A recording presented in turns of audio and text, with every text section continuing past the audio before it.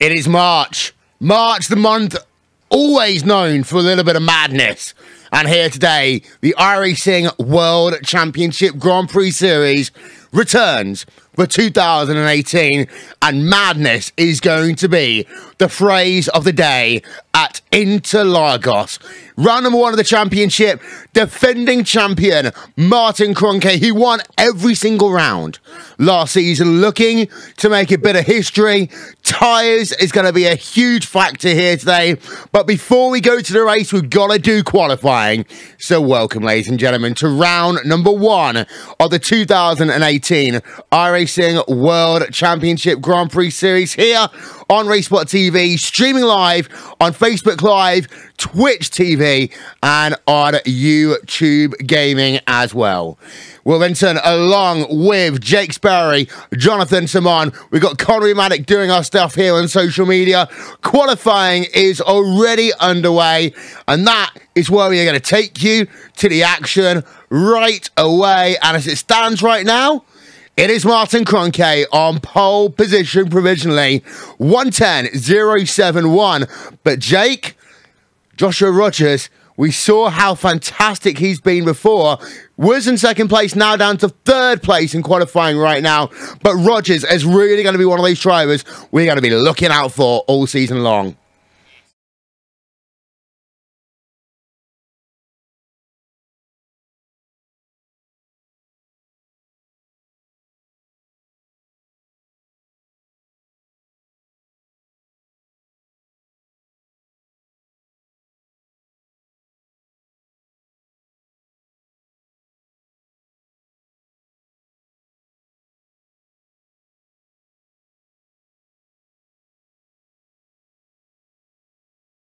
Yeah, we are looking at Team Redline right now. We're going to step aside just one moment, ladies and gentlemen. We realise we've got a couple of audio issues. Back in just 10 seconds' time. Hello again, ladies and gentlemen. Apologies about that. We are back. We are on board with Gregor Hutu right now as he works himself down towards the final corner to do a qualifying lap. He's not set one so far. Past the start-finish line he comes, and well, Johnny, up into P number 2. It looked like a clean lap, and I loved it from Gregor, but not enough to bit Martin Kroenke away from that provisional pole time. So let's see if Gregor can actually improve on that second lap. Now, don't forget, Martin always leaves that second lap. That's his tendency to later on in the session. He likes that rhythm. He feels good as a driver when he does that. And by the way, it's good to be back for another season. Oh yeah, it is indeed. We're looking on board right now of Frank Shawhorse in the Team Redline number 21 car, currently running in P number 9 in terms of qualifying. Mitchell de Jong has moved himself up into second place on the timing loop. So it's now Kroenke from de Jong, from Hutu, Backham, Jensen are your top 5. And we know that Mitchell de Jong can always be fast in his second lap as well. De Jong is on track. Sebastian Job up into second place, Jake. And that's what Sebastian Job wanted to prove. He has been for far too long the nearly man, the man who hasn't been living up to his potential. And finally, we're seeing qualifying how close he can get. How close, you ask? 24 thousandths of a second close. That's the sort of margin that we are looking for. We also need to look at someone like Isaac Price, for example. FA Racing G2, he backs out of his lap. He will have one final chance to make a lap happen. And also there's this number 12 driver in a brand new team, Will. Marcus Jensen left Apex just the other day, and he's now with Burst eSport. Yeah, indeed. So we're looking at Koana Simsports Mitchell de Jong right now. He's just getting himself a slow outlap, and this is one of the things here, Jake, is really interesting to talk about. Tyres is going to be a huge factor this year. So these outlaps, they're getting slower and slower because the drivers are doing everything they can to preserve the tyres on their outlaps as Jensen goes P6 and Peter Berryman right now up into P number 6. Yes, and you're starting to see these really slow laps. You don't want to take anything out of the tyres for a very long time. Drivers have complained, oh, the strategy is too predictable, it's too boring. We're tired of having one-stop races at full distance. So what's happened? They decide to up the tyre wear here in the racing, and this is what's going to throw a spanner in the works, because it could mean a 2-stop race. It could very easily mean a 3-stop race here today. We've never seen tyres that go off as quickly as these ones have, as Mitchell de Jong rounds the junction, using Yunsao, and now looks to set up the run up through the Desquitadas boxes, heading towards the Arquibancadas, and then looking to start his final flying lap. Yep, so we're going to go on board of him, Johnny. So let's talk us through then, as we go through into the Center S, what does De Jong need to be focusing on as he starts this lap? Well, trail braking into this first corner is very, very important. Pick up the car on the exit here, using all of the curb as much as possible. Straight lining this turn 3 if you can. Full throttle, DRS engaged as well. Now here's the next corner as well, heading into turn 4, the Desquita del Lago. Again, you throw the car into the entry because you're able to do that. There's a lot of off camber there as well. Up the hill into Ferradura. Right-hander sweeping, don't run too wide. You want to hit that second apex and use all the curb on the outside, all the curb on the inside. It's very important as a sim racer at this circuit, the quickest ones in the world, putting all 4 wheels onto the curb, as you see Mitchell de Jong do there. Through turn 11, Pico de Pato. And then here's where it's so easy to lose the rear end again, just as you're steering left, off traction, so easy to lock up into Yunsao. Traction critical through this corner because there's such a long straight here all the way to turn number 1 once again. And what you saw from Mitchell is he's about to cross the line, flicks on DRS. Can he snatch pole position from Kroenke? Not enough. No, not at all. He remained in 3rd place. Kroenke is out on track right now, Jake. And, well, he's got a 24 1,000ths of a second advantage over Sebastian Job. Job has a 22 thousandths of a second advantage over Mitchell de Jong. So it is the commander show in terms of 2 of the drivers inside your top 3. Not all the way through, however. Gregor Hutu in 4th place. And the thing for Kroenke is, this is normally when we say, why does he even need to do this final lap? But we know why he wanted it, because, well, this is Kroenke. It is Kroenke, and he's not safe because Gregor Hutu is on his final flying lap as things stand. He's only a 1/10 of a second behind, and as Hutu heads himself through the Curva de Sol, looking for turns 4 and 5, the Desquita del Lago, Gregor Hutu will be wanting to apply that pressure onto Martin Kroenke, prove that he's still got it in him. The 5-time champion here in iRacing circles. Gregor Hutu wants to prove that. Martin Kroenke also wants to send a death knell message. I can break into the 109s. I have that ability to break into the 109s. None of you will have that potential to do that. Hutu now heading through the tight middle section of the lap, and it's looked pretty solid so far. Solid, but not necessarily fast, I think, is the situation for Hutu right now. Team Red Line number 66 machine working himself down towards Yunsao right now. And, well, just kicking over. Worth noting that that is exactly what Martin Kroenke did last year. He was the driver that would always be a decimal point below anyone else. 1:10.071, the time to be. Hutu, currently P number 5, past start finish line. Not enough. Up into P number 4, but not enough, displacing Olli Pakala down into P number 5 for the time being. Here is Martin Kroenke. Are we going to see a repeat of the Martin Kroenke show from 2017? Works himself then through to the final corner. We go on board of him. What can he do? 1:10.044, doesn't break into the 109s, but he does extend his advantage, Johnny. Great lap from Kroenke. That's his signature. He gets it done on the second lap, and you didn't even need to. That first lap time that he set early on in the session would have been enough for pole position. Let's see if anybody else is out there on the racetrack. Nobody. That's it. Quali's done. And I think what we saw there was 2 different perspectives from drivers. We saw a slow out lap from Mitchell de Jong. May have cooled the tires, but he may have saved some life.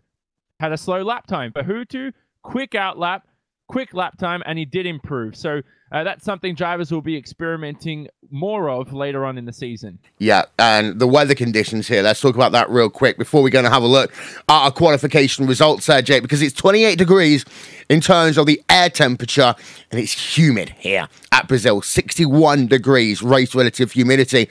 Not a lot of wind speed, but that humidity and those that track temperature, that did make this a very interesting session for these drivers, and similar weather conditions in the race might make this free stop territory easily. It certainly could. I think that with the temperature that we're looking at the bridge between a 2-stop and a 3-stop here today. If the temperatures stay exactly like this, the track may heat up a bit, it may cool down a bit. It'll be down to what the weather does when we head to the race. But It's about how you manage the new conditions. Every season has had a little something that's been different. And I will say for Team Redline as well, what a great lap time Ollie Pakala had. Yeah. Okay, so we are going to have a look at your qualifying results here from Interlagos.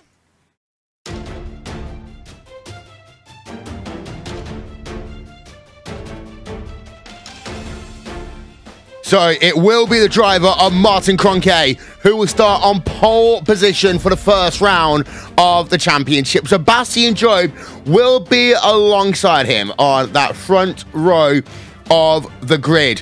Third place, Mitchell de Jong. Fourth place, Gregor Hutu. Fifth place, well, that one goes to the driver of Ollie Pakala. Then you've got yourself, Marcus Jensen, P number 6. Kevin Ellis Jr. in 7th. Peter Berriman in 8th.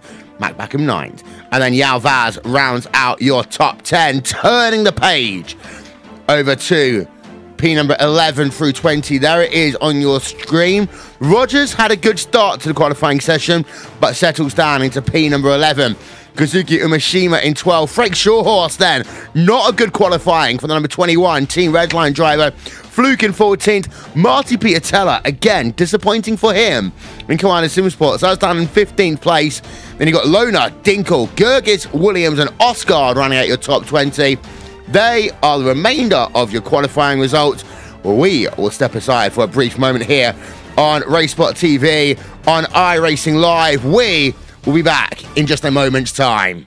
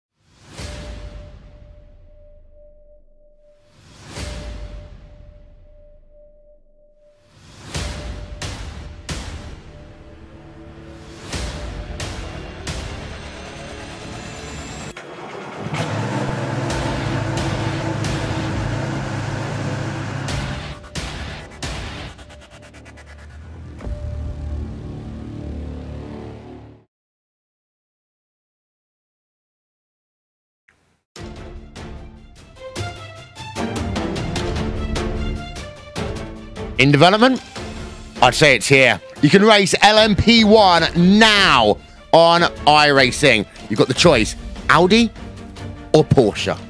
And I tell you what, I know so many people have had so much fun taking on LMP1 at Le Mans.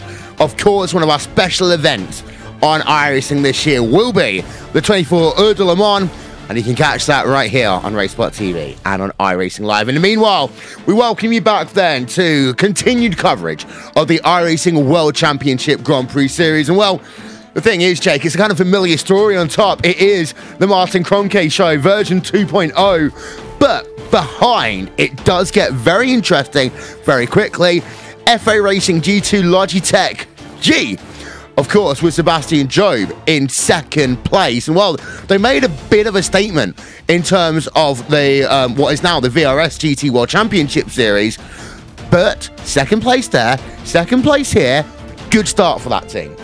It has been a very good start for FA Racing G2, and they understand that when they signed the drivers that they did, they wanted one goal and one goal only, and that is to build on trying to make a winning team. And I definitely think that they have that potential to try and make things happen. I think that when you're looking at what sim racers have been looking to try and build in terms of a team, you don't look too much further than what is going on with, say, what's happening right now. So I think that what you look at for FA Racing G2 is how do they build on that consistency. Qualifying is only one parameter of measurement, Will. There's going to be a little bit more that needs to be done from them in order to push on forward. Yeah, indeed. And, well, the thing that we're going to talk about all race long, Johnny, is that guy in the number 5 machine of Martin Kroenke. And the fact that he has now got the opportunity to really make a little piece of history. And we've been thinking about this all over the course of the winter as to whether Martin Kroenke would, A, come back for 2018, because he's quite a lot of work he's doing right now, formerly student in Germany at his university, which is going to take up a huge amount of his time. There were the rumours that he might not even come back to defend his title. He is back, and now he's going for glory. I think what's also motivated him is this new tire. You've started the motivation word already. I'm very We're sorry in trouble. For that. We're going to get some very angry messages, but we'll deal with that after the race. Kroenke, as you said, he's got a busy schedule on his hands.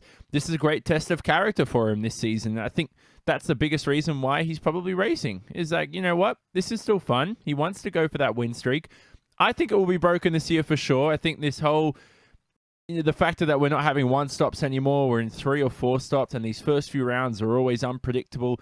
That could throw him off. But in terms of matching Gregor Hutu's historic 14-race win streak, which Gregor had to begin the inaugural season of this World Championship, I think he could do it today. We'll see how long, though, it will last after 14. Can I interject here in this situation? Because firstly, Johnny, he's looking to beat the record of 30, not equal the record of 14. And secondly, I find it more interesting that Martin Kroenke isn't saying, I want to break the record. I find it more interesting, Will, that he's saying, I want to go an entire season without picking up an incident point. Yes, and I mean, this is one of the things as well about Commander Simsport. They have always been historic about this. Let's think back to when the 24-hour races came on iRacing. That first race that we did on RaceSpotTV, Jay, Commander Simsport, that's the thing that they love. They don't just love winning races, they love doing clean races. And I think Martin Kroenke did something like a 6-hour stint at Spa in what was an MP2 car. Not a single link point at all. And this is, I think, the challenge now for Martin Kroenke. I like the way that he's compartmentalizing his successes, but trying to push it in such a way like, well, what do you do after you win an entire season? Well, okay, let's go for being the cleanest driver on track.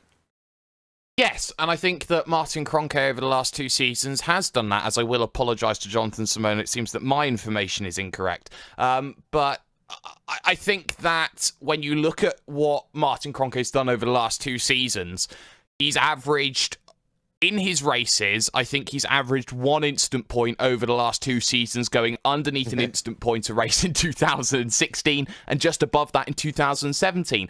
It's a great challenge to have, Will, to keep on going forward. But as we all know, if one driver decides to send one down the inside on Martin Kroenke, and when all of the drivers in the field have not had a win since October 2016, I think an instant point could very easily go away. Yes, indeed so. And actually, one of the things I really want to think about today, Johnny, is the fact that we're talking about tyres and tyre life and tyre issues. Now, one of the things that we haven't seen a lot over the course of the last couple of years is drivers having what I like to call self-inflicted crashes. We've seen drivers, slow down. We've had all this sort of stuff. But I'm thinking that we're in a situation in 2018. I expect to see someone spin out at the centre S here today. Yeah, we've seen that in the past few years. Most famously, remember when Gregor Hutu a couple of years ago took out his whole team, which was funny. I think he can get away with that, though, because he's got 5 world titles to his name. But we could see a whole lot of calamity like that. In terms of pit windows, though, which is very important to discuss today.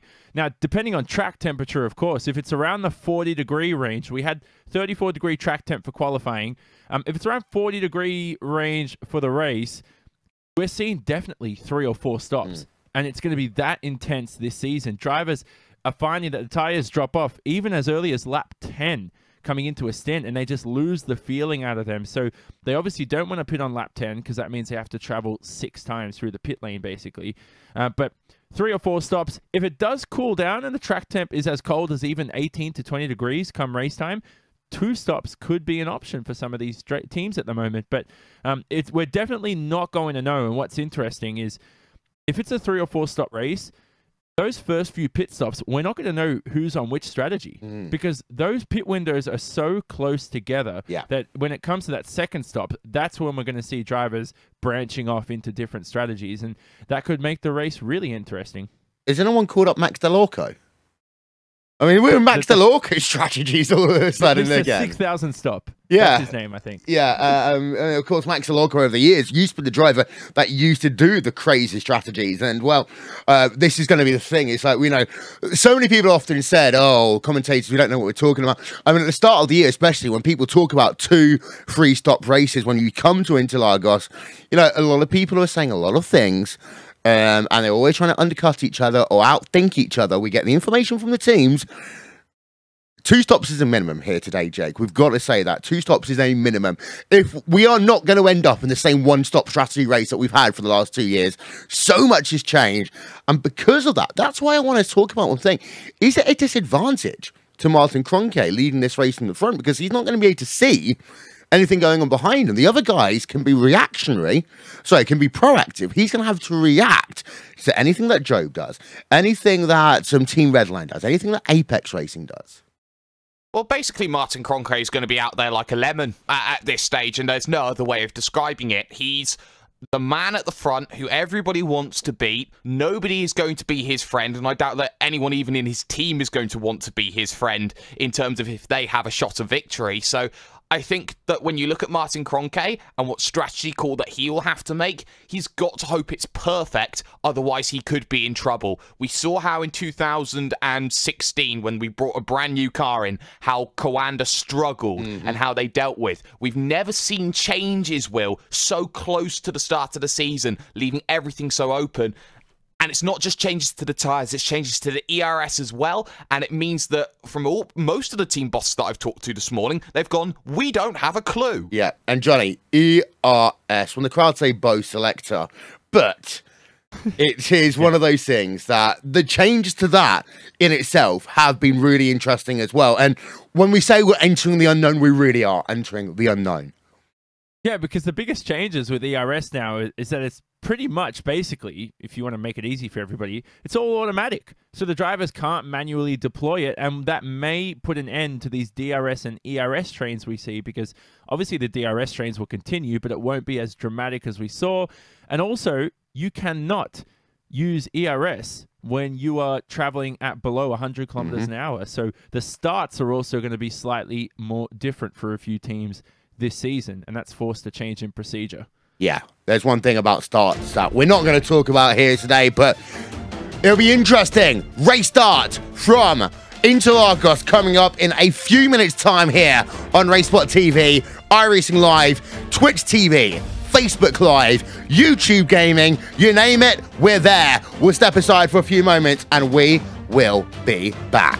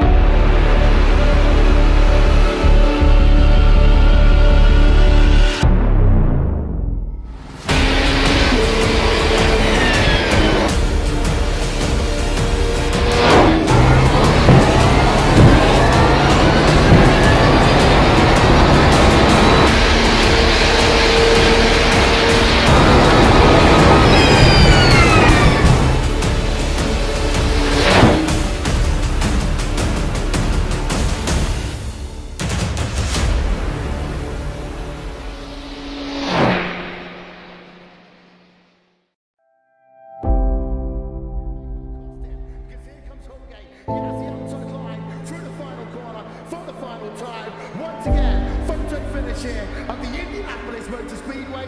Will it be Tim Hogan? It's going to be Christopher DeMary at the line.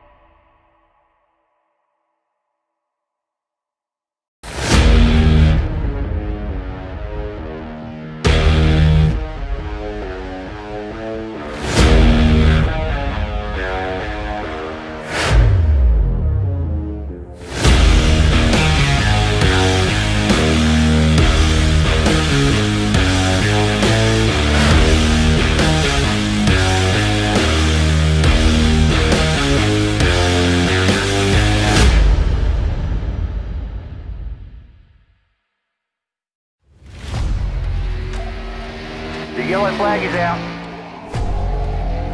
Pit road is now open.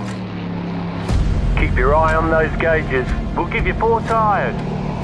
3, 2, 1, now.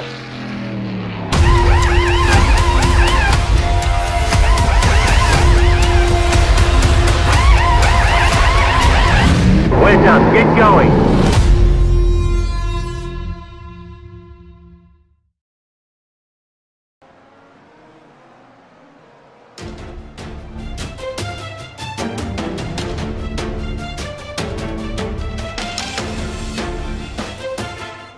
Are you ready for some madness? Round number 1 of the 2018 iRacing World Championship Grand Prix Series. It's here. We waited all winter long.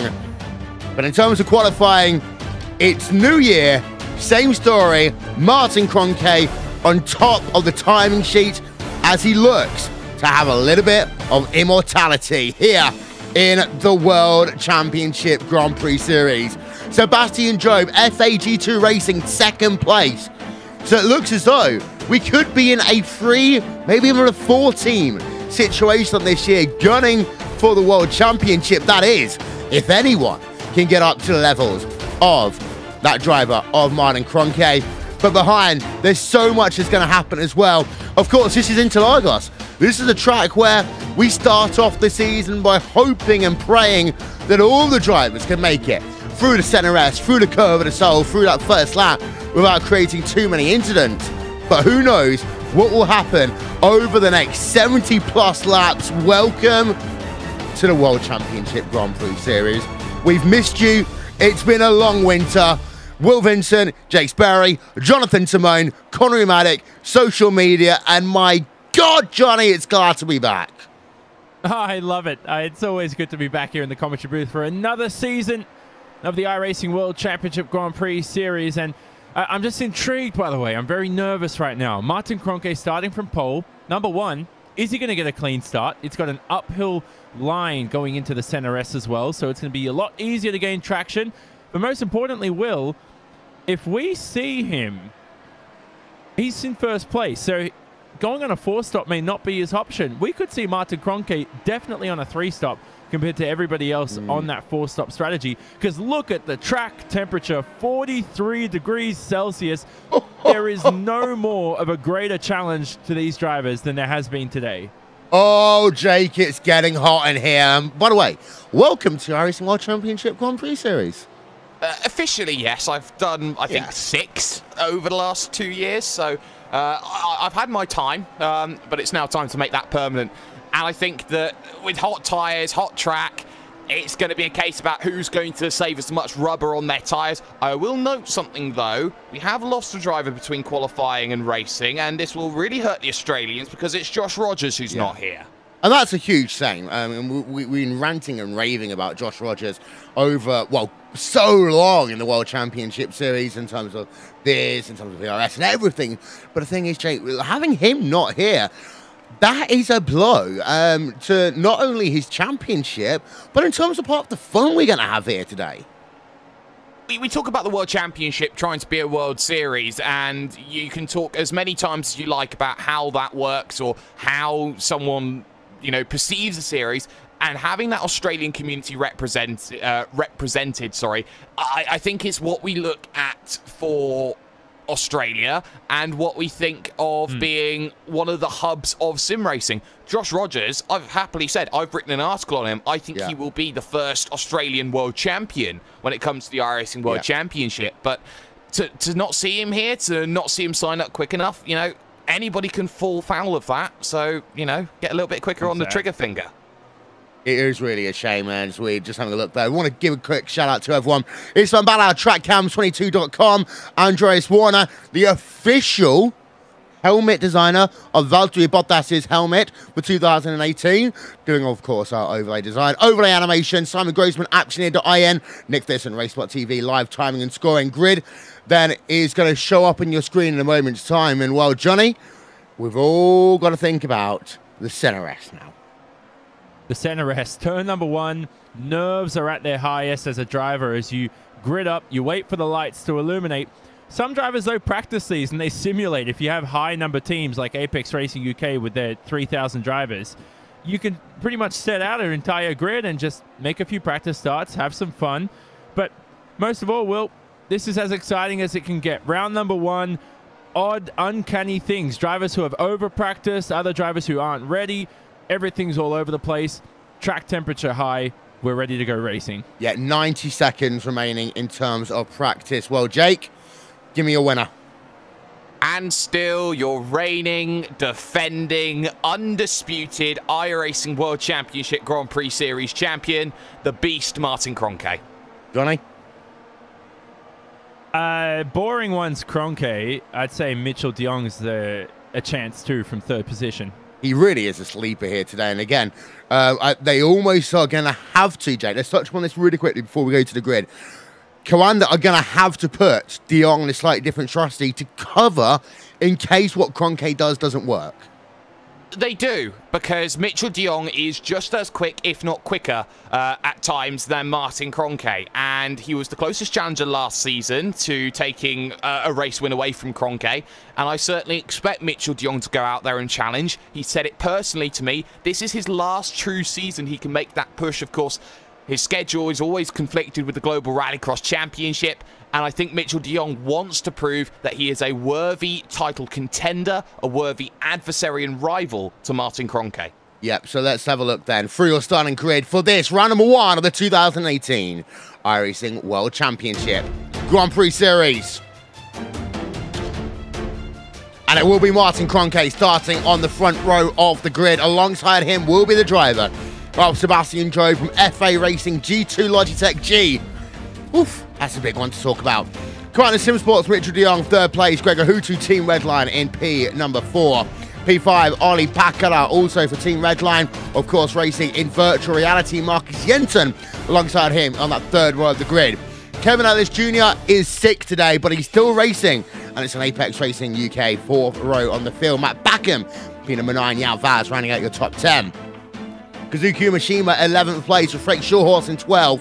13th place will be Jamie Fluke and Marty Piatella alongside him as the field moves up one position, of course, because of the fact there is no driver of Rogers.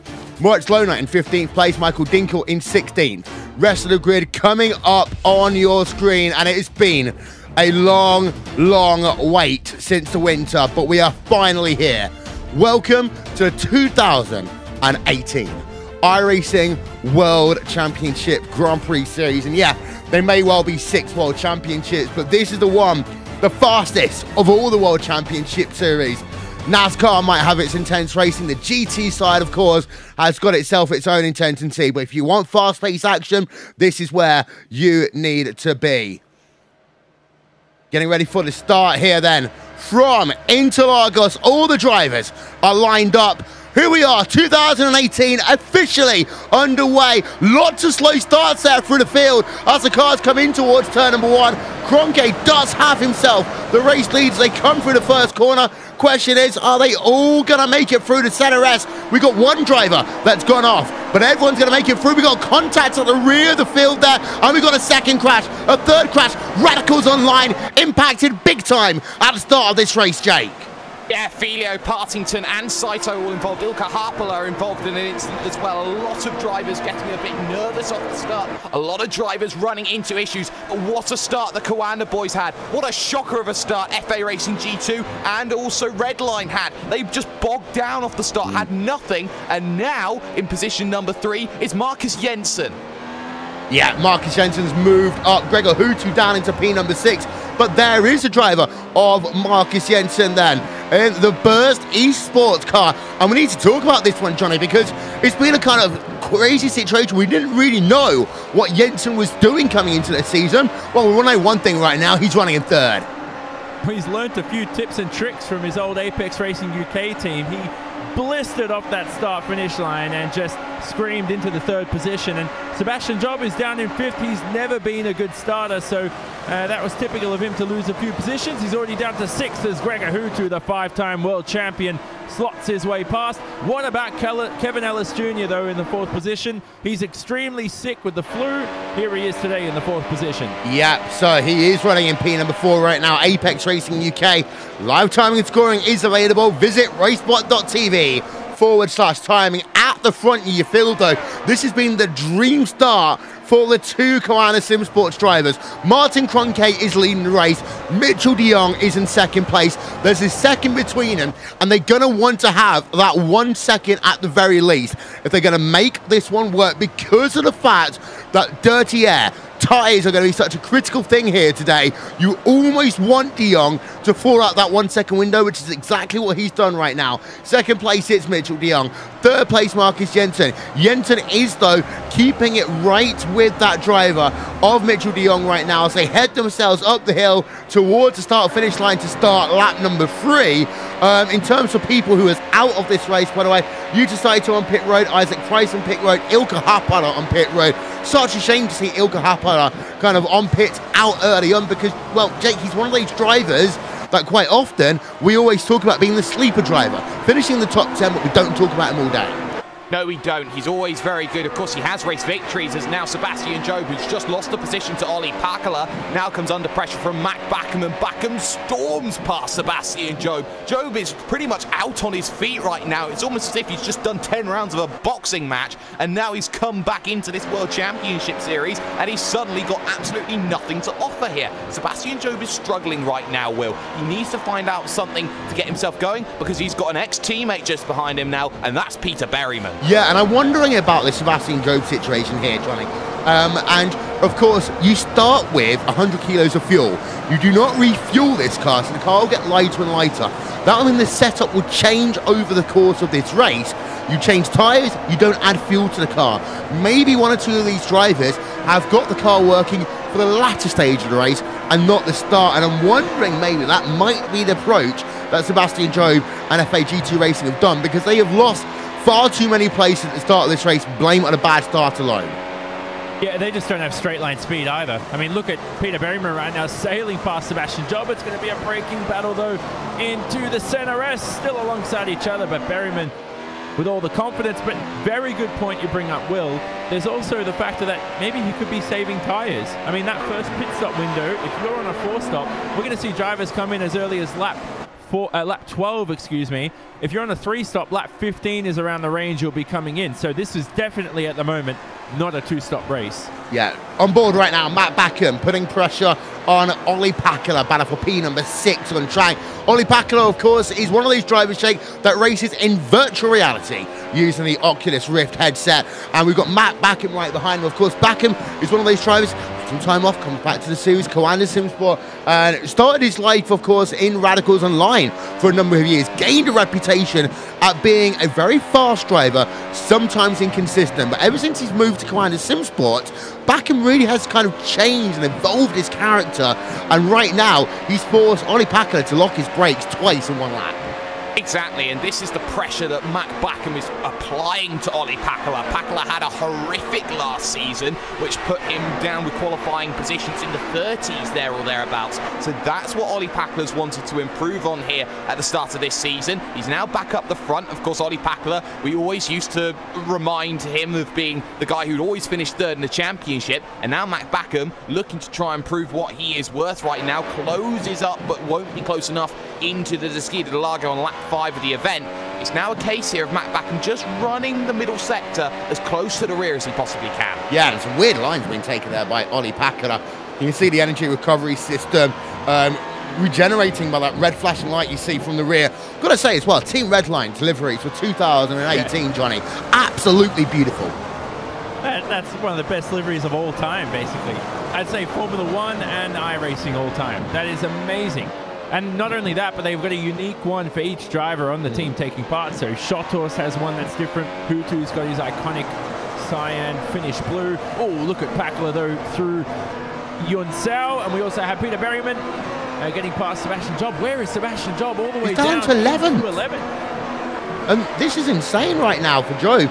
I mean, as I say, you can blame a couple of positions at the race start, but he's in 8th gear right now. One of the things, by the way, we loved showing you in 2018, finally, we've got ourselves these onboard graphics. We can see revs. We can see ourselves the gears that these people in 8 gears, of course, in these McLaren MP4-30s as you accelerate into 6th, into 7th, into 8th gear as you go down the Retro Aposta, down towards the Interlagos. We stay on board with Sebastian Job. He's now got David Williams behind him in the VOS Coanda Simsports car.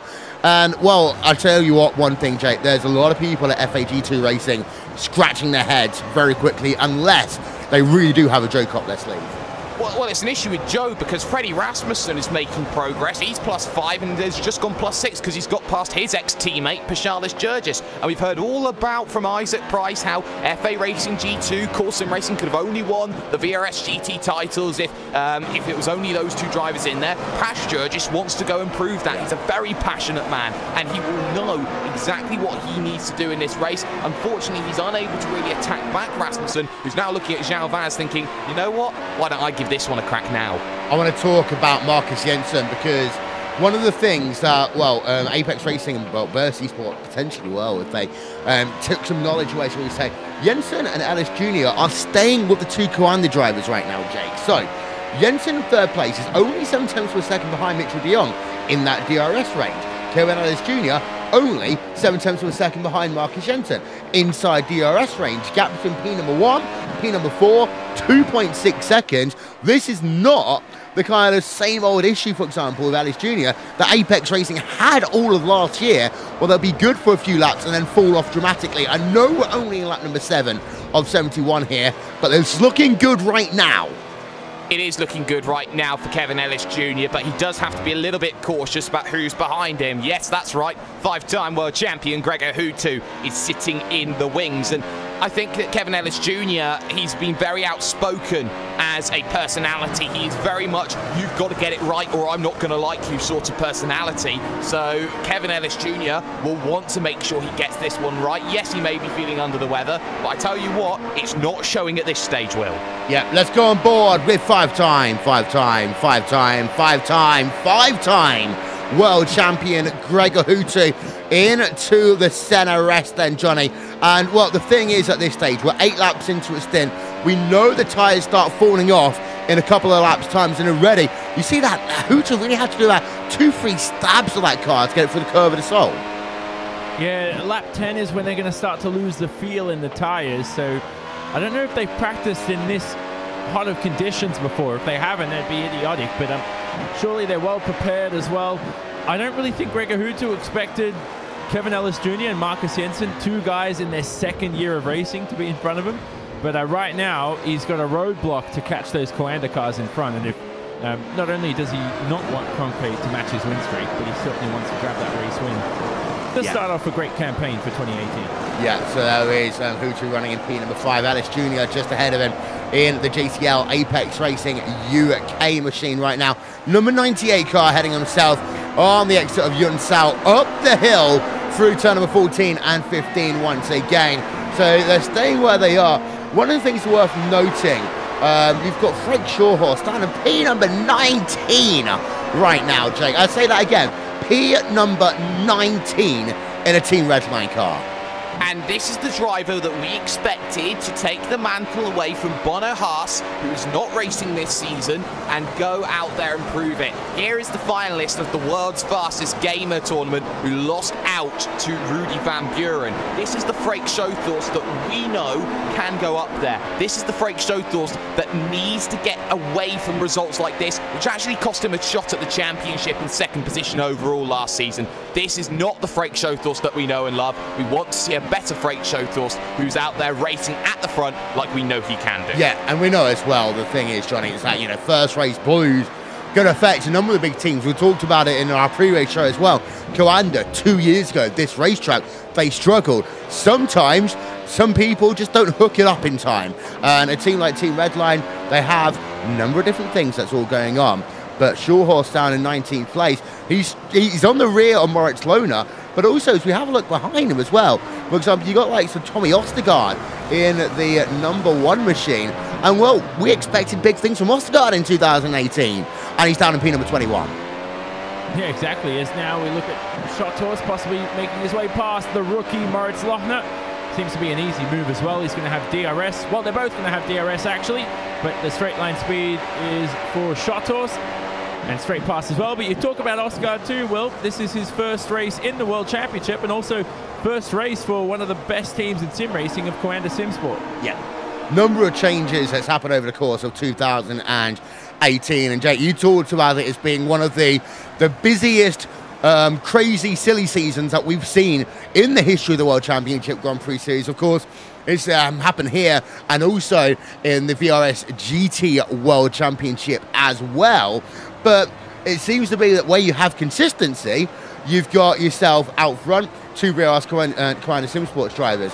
But also where you have change with Marcus Jensen, same things can apply. You can actually still be really good as well. Yeah, you certainly can. There's 2 different philosophies. Sometimes you look to change for a team. Sometimes you go out there and make a push for your team to go out there and work. So it's 2 different sides of a different coin, I think, that we're looking at here.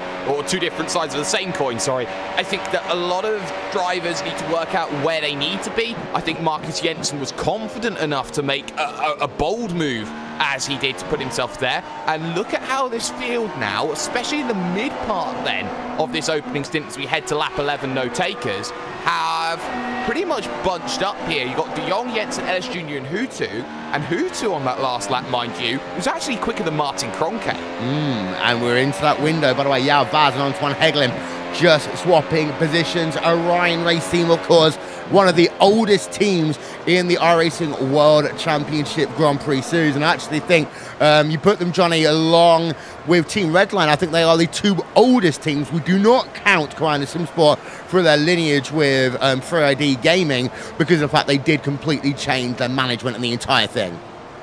Yep, and good segue too, because you know what else is getting old? These set of tyres. It's time for the first pit window. If you're on a 4-stop, it is time to come into the pit lane this time around. That pit window opens for the first time this season.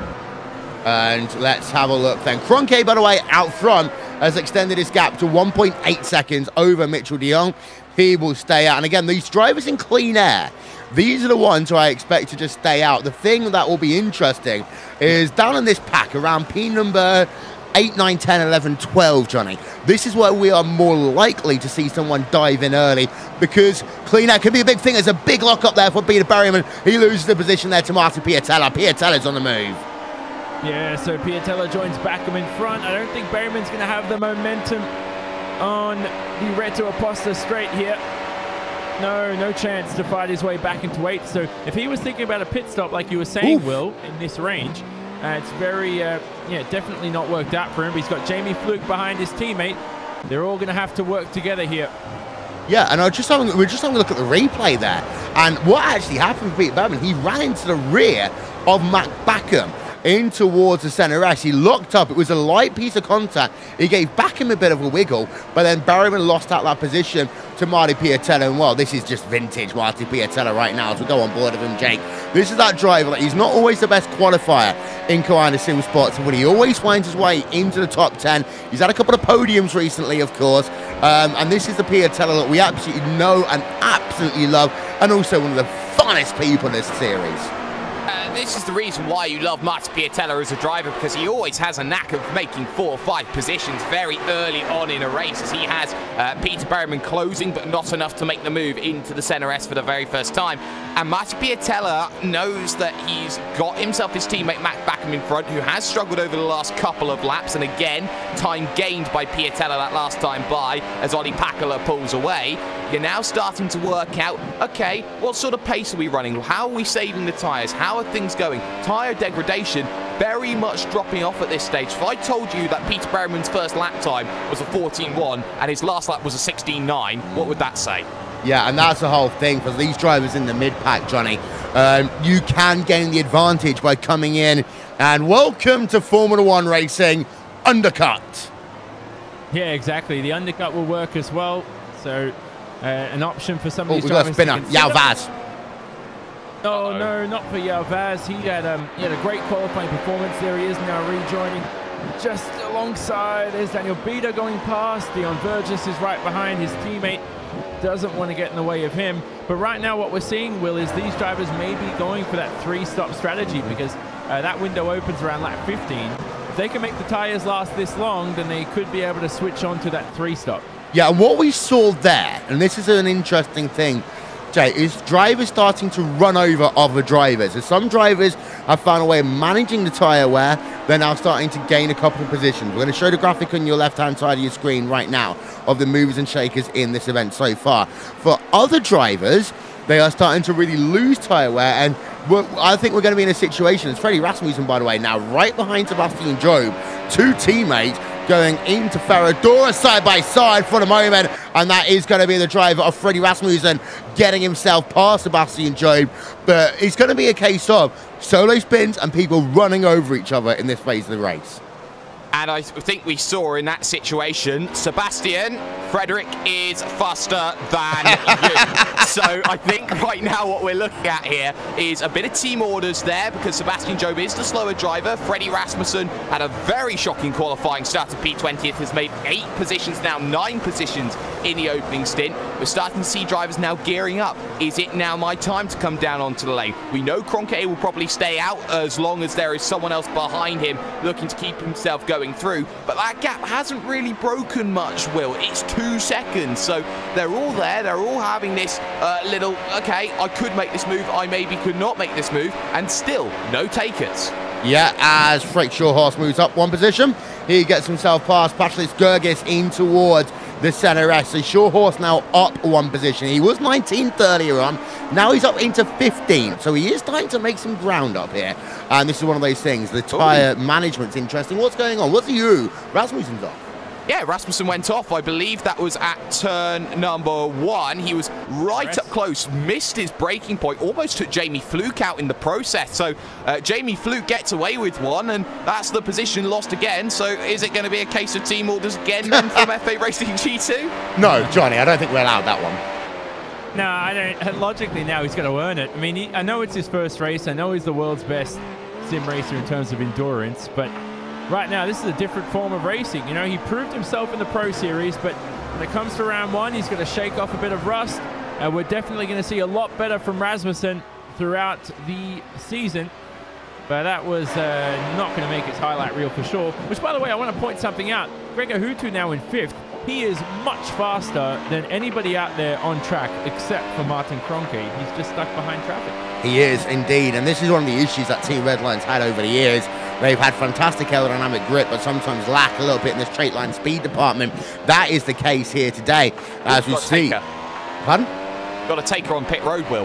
Who we got? Daniel Bieder. Ooh, that's going to be an interesting one, as we're going to have a look then. But Martin Kroenke does look as though Gregor Hooter looks as though he is fast, but he's just struggling to find that straight line speed as the PSR car comes out of pit road. So, in terms of the Johnny Simone pit strategy window, that's in kind of three-stop territory there, Johnny, almost. Yeah, it looks like a three-stop territory, but what we're seeing right now is the track is rubbering up so well that the tires could be lasting a lot longer in race conditions to practice, and that might be why these drivers are trying to stretch this to a two-stop. So we'll wait and see. Two stops about lap 21 onwards that they have to make that first stop, and I think these drivers are trying to stretch it that far. We'll see. Hutu's very close to Kevin Ellis Jr., but not close enough heading into the center S. Yeah, Gregor Hooter is currently dialing up the Honda engine department and saying, hi guys, can I have a bit more horsepower right now? Because he wants to find himself past Kevin Ellis Jr. He is clearly faster in terms of the twisty sections on track, just cannot get close enough. Of course, Ellis Jr.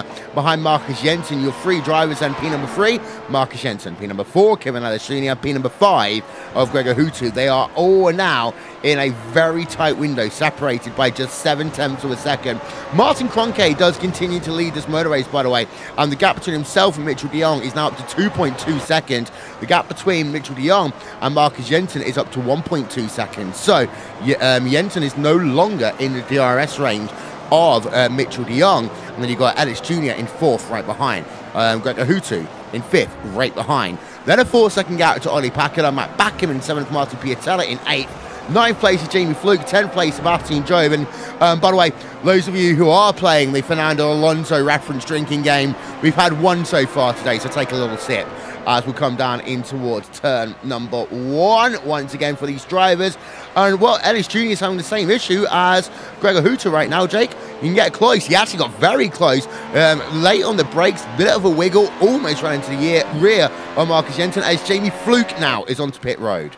Yeah, we saw Peter Berryman come in a lap earlier, so Jamie Fluke's going to try and cover off the move then from position number 10 as again, close goes Gregor Hooter into the corner, and same could be said for Kevin Ellis Jr. Not going to happen on Marcus Jensen. Maybe a good run out of here, out of the Interlagos, makes the run to Ferradura, look to the inside, only showing the nose, probing for information at this stage. It's Kevin Ellis Jr. I think he's bogged down and frustrated right now, Will, being behind Jensen. I think he knows he's quicker, and he doesn't want to lose Mitchell de Jong's rear tail. Yeah, and again, let's talk about this one a little bit here, Johnny. We've got a situation where Kevin Ellis Jr. is currently in an Apex Racing UK car that would struggle midway through one. That was a big wiggle there by Marcus Jensen in the run through Mugello into Yunsao. I think those tyres have gone for Marcus Jensen. Ellis Jr., this could be a good opportunity because Jensen was slow through Yunsao as they head themselves down towards the center S. He's going to get closer and closer here. I think the pass could be done. It's all about the braking zone. How close do you want to get through turn number 1? But the robust move from Kevin Ellis Jr. slots himself up into that provisional podium so far. Now Jensen has to look out for Gregor Hooter, who's ready to pounce behind, but Hooter's not close enough. Yeah, and Freddie Rasmussen's on pit road. We also had a switch of position going on. Matt Backham has got himself ahead of Ollie Packler, so we back him up into P number 6, move Ollie Packler down into P number 7. Freddie Rasmussen then in the FA Racing GT Logitech G car out of pit road. He comes, almost hits a wall there, Jake, as he exits pit road. Yeah, he's got to be careful about that. He's pushing, and he knows that he is pushing. So Freddie Rasmussen understands that he needs to get out there. He's ahead of Peter Berryman on circuit, so that's a very crucial factor there, as Rasmussen maintains himself ahead of Berryman with his nice, beautiful, pink-coloured wheel rims, I think is the word I'm trying to get out of my mouth. But Rasmussen gains that advantage, so he'll be out there, and he'll be pushing right now, Will, to try and get the most out of the tyres, get the most out of the undercut as he possibly can. No real takers as of yet. Yeah, as he's come out 3.9 second pit stop there. Marcus Jensen is on pit road as well. Yeah, you're right there, Johnny. Take it away. Yeah, sorry, I didn't mean to jump in. I got too excited. Finally, someone out of the top 5 pitted, but Jensen searching for his box. Shouldn't have any damage. Should be a quick 3-second pit stop. Yeah, he's in. Oh, he overshoots. Rookie mistake. 5.4 seconds. That's going to cost him at least 2 positions there, Johnny. Yeah, he's already behind Hutu. Unless something goes wrong for Gregor. Right now, he's already behind him. He'll be safe from Mac Backham, though. So Marcus now will probably feed out in the 5th position. Yeah, as they come out side by side as well with Davide Core in towards Interlagos and Marcus Jensen. That was an important moment there for him, Jay, because if he got stuck behind the driver Davide Core, then basically he would have been his race over. Top 5 would have been a pipe dream from then on in. Exactly. Davide Corps is on old tyres. Marcus Jensen is on the fresh rubber. You don't want to be stuck behind someone who's slower, especially with the dirty air effect, which can really hamper someone an opportunity to make overtakes. So you've got to make sure that you make the moves as and when you try and make those happen. No takers then, once again, from the leading 2. But Gregor Hutu covers off the move. I'm not sure he'd get the call, though, Will, that Marcus Jensen's overshot his box. Yeah, so there we are. As we're going on board with that driver right now of Gregor Hutu in towards pit road. And here he is. On graphic. Out and away. 4.6 seconds. He kind of started out pit road a bit there, Jake. Yeah, he struggled to get the power down. That's what we saw off the start. Maybe they're struggling with that low gear. And look at this, Marcus Jensen, side by side. They come out to pit road. Hutu looking to try and get the run, but he's got no traction on that inner line heading through turn number 3 to Curva de Sol. Jensen maintains ahead. A slow stop for Hutu has cost him a chance of getting past. Yeah, and that was a bit of what we like to call the stuttery pit stop coming out of pit road. He just seemed to have absolutely no traction at all there, Johnny. Yeah, that was very weird because he pretty much had that position signed, sealed, delivered, really, Gregor.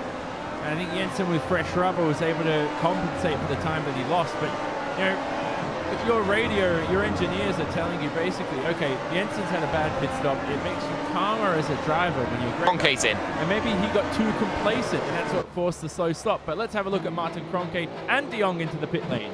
Yep, so lap number 22 at 71 on towards pit road. 2-stop strategy window now for Martin Kroenke into his pit box, and you would almost argue that he's reacting to a couple of these other drivers as well that have just made themselves their pit stop.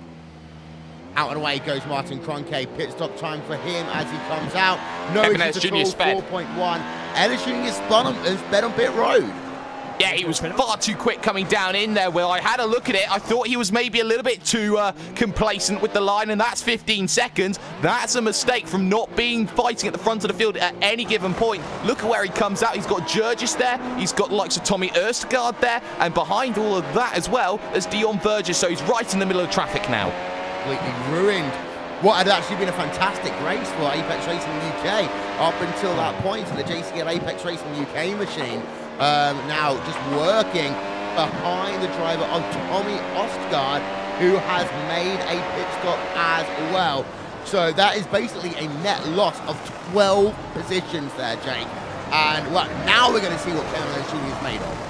Yeah, we are. We're going to see how Kevin Ellis Jr. is going to scrap and claw. The Scotsman will want to make some positions. We know he will. The question now becomes who dives in. Mac Backham now will decide to hit the lane. Will he be nice on it? Yes, he'll be very, very complacent with the line. In comes Piatella. In comes Job. Surprised Job's actually gone that long. Net lead goes back once again to Martin Kroenke. Yeah, and for Sebastian Job, I really want to pay attention to this because, of course, he was so slow in the first 5 laps of this motor race. He's gone towards pit road right now. Let's have a look at the time as he comes in. 4 seconds out and away, but he's lost place there to Martin Piatella, who's also come out of pit road himself. Sebastian Job down in number 12. That's a net loss, of course, there, Johnny, of 10 places for the FA Racing GT Logitech G car. I still do not understand what went wrong in the first 10 laps of Sebastian Job's race. I'm not sure if he was conserving tyres. I mean, we know Sebastian has his trademark poor start, so he had 2 months after the Pro Series, basically around 2 months, to figure out how to start this car. And I don't know, it doesn't seem like he figured out how to do so. So he's definitely going to figure out a solution to that. But right now, where is he down in P12? The good news is, to the right side, he's ahead of Kevin Ellis Jr., who's had that long pit stop. If you're Kevin Ellis Jr., Will, right now, if I'm team manager, if I'm Alex Simpson, who's actually still in this race too, he should put an arm around the shoulder of Kevin Ellis Jr. and maybe not speak to him after the race right now, a driver never wants to be spoken to after a race when they've had a poor showing. You know, you let him go, speak to him the next day or a few hours later, and then just move on to the next event. He's shown some great pace. Yeah, also, Gregor Houtu there just made a pass over Marcus Jensen in towards turn number 1. We saw it then as we flicked over. We're going to have another replay on board with Gregor Houtu as he worked himself down towards turn number 1. And that was just one of those easy passes. Got it done with the DRS engaged. Worked himself through to it. Now moved Gregor Houtu up into 3rd place. We're back into familiar territory all of a sudden. It's the Coanda and Team Redline show here in the iRacing World Championship Grand Prix Series, lap number 24 of 71. Live timing and scoring, of course, is available. Visit RaceSpotTV/timing. Kroenke leads the gap between himself and Mitchell de Jong, 1.8 seconds up. Worth noting, however, it is only 3.5 seconds right now between, let's get this, 3.5 seconds, Jake, between Martin Kroenke and Gregor Houtu. And Gregor Houtu, after his poor start, has really recovered well. 14.1 he managed to make on that last lap. Compare that to the 14 flat of Kroenke, the 14.1 of Mitchell de Jong. He pretty much keeps that gap at around 3.5 seconds, so he's just got to work on this stint, push himself maybe a little bit further forward, and he'll be able to just hit that rhythm as we know Gregor Houtu can do, has done. Of course, the driver with the most wins, 5 championships, most championships, and we know what Gregor Houtu is capable of. It's now about how he decides he wants to close down Mitchell de Jong, as de Jong will be the last bastion of hope for Martin Kroenke to retain the race lead. Yeah, indeed so. Right now, we are having a look at Gregor Houtu, as we say, in 3rd place, 3.6 seconds is the gap. Although Marcus Jensen isn't dropping back here, we're actually going to go on board then with that driver of Marcus Jensen, Burst eSport car even, for Marcus Jensen, number 12 car. Let's ride a lap on board. This is RaceSpotTV fan immersion.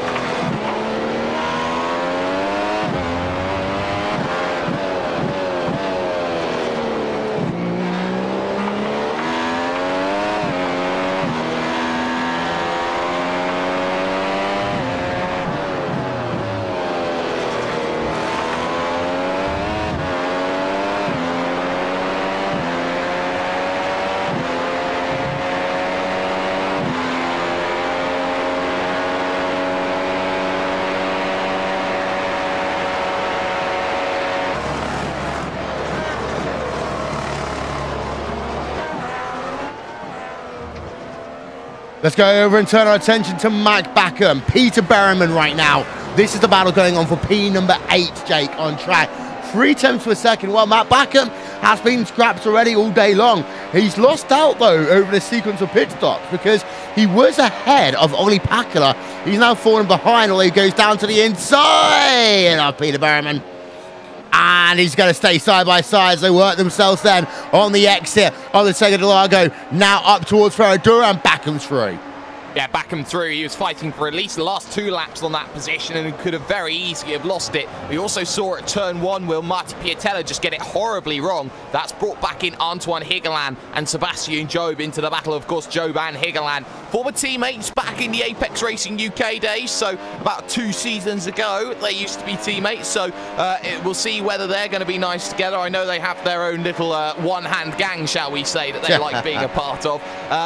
But very interestingly, the battle going on. Rasmussen's found Jamie Fluke, this one for position number 5. Yeah, and there's a replay of Marty Piatello in towards turn number 1. We've seen this quite a lot today. People kind of are overshooting their braking zones, especially into the likes of the Center S, also into the Interlagos and into turn number 8 on track. But there is Freddie Rasmussen. It's an interesting story here, Johnny, because on one hand, we've got an FAG2 racing driver who's completely underperformed in Sebastian Joe. There's no other way of saying that in the start of this race. But here is Freddie Rasmussen now, up into P number 6. He's been gaining positions all day long, and this is now Freddie Rasmussen's chance to say, look, I'm not just a GT racer, I can do it in open wheels as well. Yeah, not that he already didn't prove himself in the Pro Series. So Rasmussen right now trying to find his way past Jamie Fluke, one of the smartest high IQ racers out there at the moment. I think, you know what, starting 20th, top 5, if he can potentially get it, that's a great first round, first career race for him, really, in the series for Freddie Rasmussen. The main aim, though, I think, is that we've tipped him for a podium. I think he can get it, possibly a race win if he can beat Martin, but man, that's going to be tough for pretty much every single other driver out there, too. But this is the thing, Jay. This is what I was expecting Bono House to be doing this time last year. I mean, yeah, I know it's not quite the podium position yet. And yes, I am picking up Freddie Rasmussen a little bit. He's still got Jamie Fluke, Marcus Jensen and Gregor Hutu to get past before he's got the opportunity to get to a podium. But this is what I expected Bono House to be doing in his first race in the World Championship Series last year. I think Bono House did, though, Will, and I think that the credit wasn't given to Bono House in the sense of what he was able to achieve. He still finished second in the championship, mind you, and still had some very, very good consistent results with 4 podiums to his name. I think this is the toughest series in the world to get in and actually get consistent and consistently at the top. Freddie Rasmussen has a massive uphill challenge, and we've already seen just in this event alone, there are 15 challengers for that top 5 position, and not everyone's going to get a top 5. No. There is Sebastian Joe, by the way, currently mired in P number 12. Antoine Hegelin and Peter Berryman just ahead. To run through the retirees out of this race so far, Isaac Price, Michael Partington, Kazuki Umeshima, Daniel Arndt Wensing, Yuta Saito and Ilka Happala have all had issues here in the first round of the iRacing World Championship Grand Prix Series. Olli Pakala, Freddie Rasmussen. This is a developing battle right now on board with the driver of Olli Pakala in that green, striking green, kind of almost Venom-like livery in towards turn number 1 there, Johnny. Yeah, the best livery out there already this series. But look how aggressive Freddie Rasmussen's looking on the exit of the Center S, those first couple of corners. Possible move here for Rasmussen up the inside of turn 4. Boom! Straight past Jamie Fluke. Pakala should have been ready to pounce, though, and he wasn't. Fluke's going to try and fight back. Yeah, in towards Ferradura they come. So we'll keep it with this. We're going to show you a replay from our aerial coverage brought to you by And1 Design, the official graphics partner of RaceSpotTV, in towards, and that was literally just what we like to call one of those slingshot moves in towards Interlagos. Nicely done. Well, Jamie Fluke tried to kind of battle that one out on the run in towards Ferradura. Not able to do so. Freddie Rasmussen now up into P number 5. Well, the thing is, he's got a bit of work to do now. 5 seconds before he'll get to Marcus Jensen in P number 4. And also worth noting that Olli Pakala is charging as well. We go back on board with Olli Pakala in towards turn number 15, towards the start-finish line, Jake. And well, Pakala, we know that red line have had their... Oh, look at that. It was a very late move, and it always worked. But he probed for the inside. It wasn't there. He needs to get the run here out of turn 3 to Curva de Sol, making the run down the Reto Aposta towards the Desquita de Lago. And I think that Olli Pakala maybe showed his hand a little bit too early there. If he set the run up through 2, he could get that slingshot effect that we saw Rasmussen had through the Curva de Sol and into here, turns 4 and 5. Now the run up to Ferradura. I don't think Pakala has that opportunity to attack now. He'll be sitting for another lap. But more crucially, Jamie Fluke has the DRS at this stage with Freddie Rasmussen just in front, and Jamie Fluke's only goal at this stage is to stay within the 1 second window. Yes, indeed. So as we have a look then from the rear of Jamie Fluke. Oh, and this is one of those things that just seems to be in the middle section of the racetrack. There's more traction for that Team Red Line number 26 machine of Olli Pakala as they work themselves now through Mugello in towards Yunsao, turn number 12 on track. They come again. Up the hill they come, but this is where the issues have been a little bit for Ollie Pakula, especially as Jamie Fluke is still within that DR range. Gap is 3.5 tenths to a second right now. DRS engaged for both Jamie Fluke in the 49 and for Ollie Pakula in the number 26 in towards center S. Once again, no change. As well, there are a couple of other little battles going on up and down your field. We've got Berryman then side by side of Antoine Hegelin. Two teammates going at it down at Apex Racing UK, Johnny. Yeah, that was Hegelin going straight past, and Antoine looking really good at this stage of the race. He's already into the top 10. And this is a driver who started all the way down from P22. So Anton Hegelin, very underrated. He's continued away with a great race here as well. You talk about redline setup. Maybe they've gone for that. You talked about them being better through the middle sector. Well, it could be that higher downforce possibly. You know, this circuit, it's anti-roll bars is a huge setup element in this car as well, especially in any open wheeler. But high downforce does make a difference, even though they're middle speed corners. Yeah. You can't say anti-roll bar until May. That's an Indy 500 thing, but I know exactly what you mean. In terms of these cars, Sebastian Joe, Peter Berryman going at it for P number 11 right now. Lap number 32 of 71. So, Jake, we are getting close now to the halfway point in this event. And for some drivers, that will mean they are going to be back on pit road in the next 7 to 8 laps time. For other drivers, of course, those that are doing a two-stopper, it's worth noting they're not going to come in on lap number 42, as here we have side by side, and that is going to be Kevin Ellis Jr. down the inside, big wiggle in towards turn number 1, re-loses that position with Sebastian Joe, but they're going to carry on going at it as they work themselves now through Curva del Sol and down towards Desaga de Lago. Well, there was a chance for Kevin Ellis Jr., but he lost all his drive going far too deep into turn number 1. That's allowed Job the chance to defend for another lap longer. And with Kevin Ellis Jr., the fastest man of the three, including Hegelin and Berryman, I think we could see orders get myself through the field as quickly as possibly can.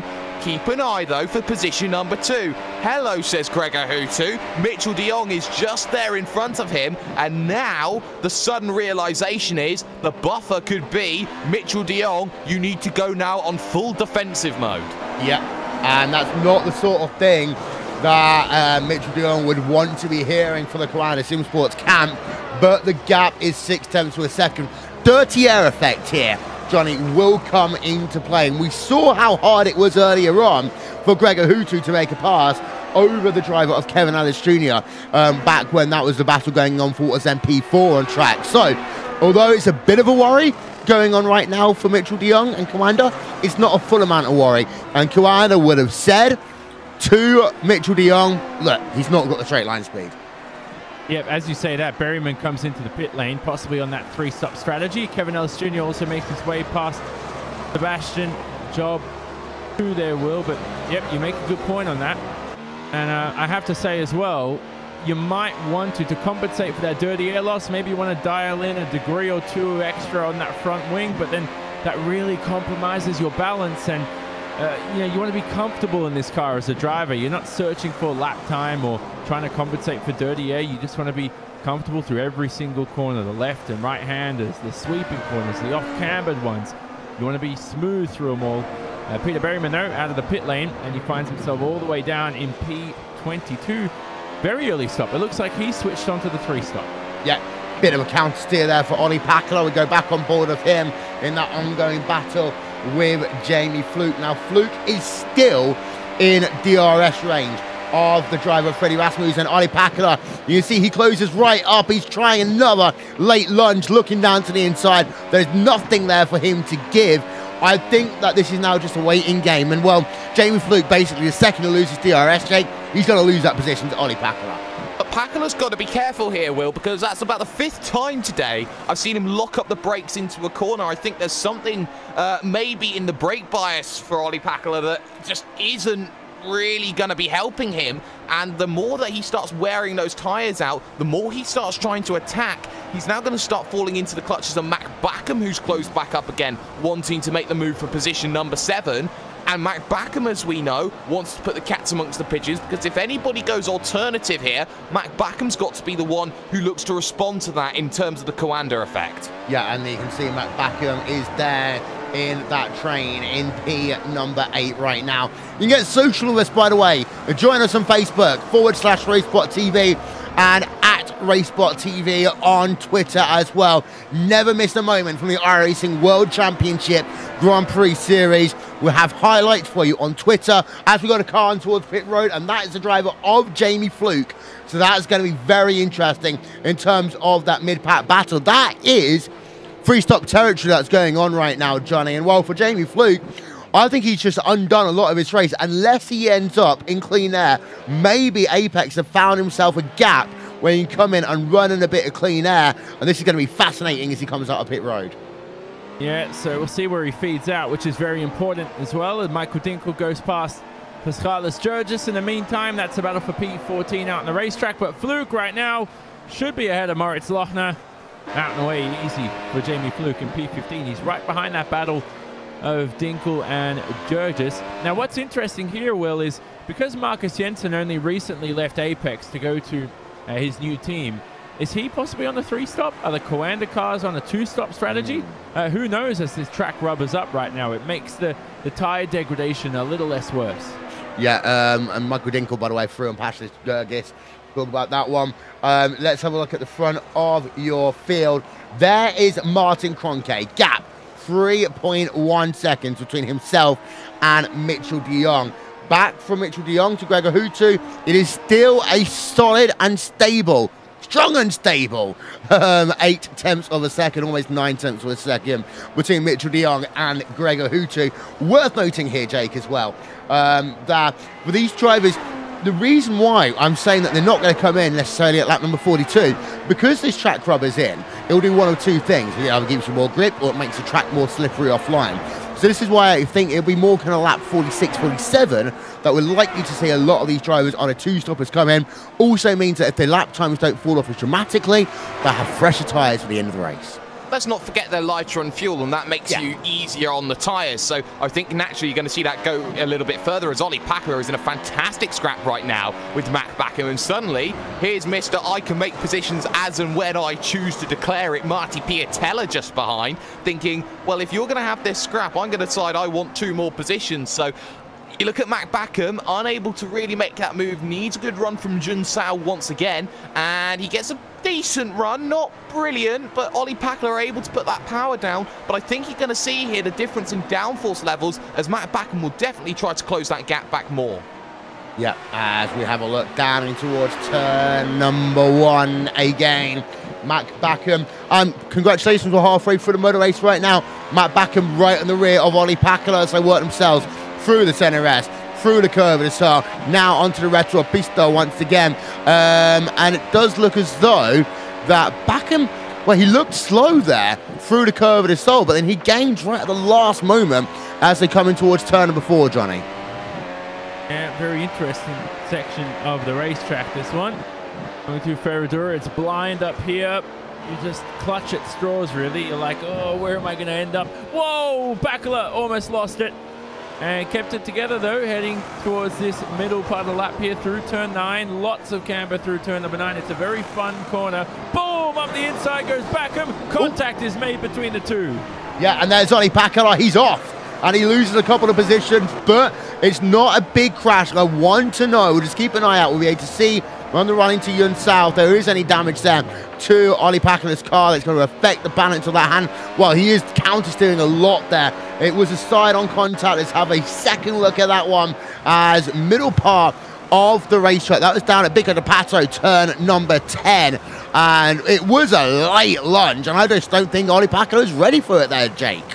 I don't think it was the fact that Ollie Packler wasn't ready. I think he gave plenty of room for the driver of Mac Backham, and Backham really did struggle. Now Backham's fighting with Marty Piatella here, and Marty Piatella gained 2 positions. I think Backham still thinks he's quicker. No damage on that machine. Won't be able to make that move. But I think Mac Backham was far too aggressive there. He'd been stuck for however long he was. He'd been fighting side by side. He saw the opportunity. He went for it. But ultimately, Mac Backham has had a tendency of running into red line drivers. Let's just hark back to Indianapolis last year, where he got a 1-race ban after contact with Gregor Hutu, mind you. Yes. And there he is. And I think what happened is in that situation, he kind of just slid off the racetrack a little bit. Still running in P number 7. There's the top 3 on the left-hand side of your screen. Kroenke leads 3.2 seconds. The gap between himself and Mitchell de Jong. and then a further 7 tenths of a second back there is Gregor Hutu. And having a look at this battle going on down your mid-pack, Sebastian Jobe, Antoine Hegelin. That's the battle that's going on as well. That is for the final position inside of your top 10. Sebastian Jobe, just having a look at the lap times last time by, was about equal with Antoine Hegelin. Now come past the start-finish line once again. 1:15.4 for Antoine Hegelin. That time by is a 1:15.2 for Sebastian Jobe, Jake. Yes, and Sebastian Jobe gaining 0.2 of a second, wants to get the run here, heading towards the Desquita de Lago. In front of that, Kevin Ellis Jr. is looking feisty. He's got Ollie Pakala just in front, wants to make the move, unable to make that happen. So we've got a little bit of Noah's Ark here. We've got 3 battles of 2 going on as they all want to try and make some positions. Sebastian Jobe again, very good run here on the run to Ferradura, but not able to really attack the driver of Antoine Hegelin. Wasn't able to get side by side and wasn't able to really make that move in towards Ferradura. So it's a game of waiting, it's a game of margins, it's a game of numbers, and for the first time in this event, Gregor Hutu really does look closer to Mitchell de Jong. I think he's within 6 tenths, if not half a second now, Will. Yeah, it is down to 6 tenths of a second. Well, Johnny, that's the thing.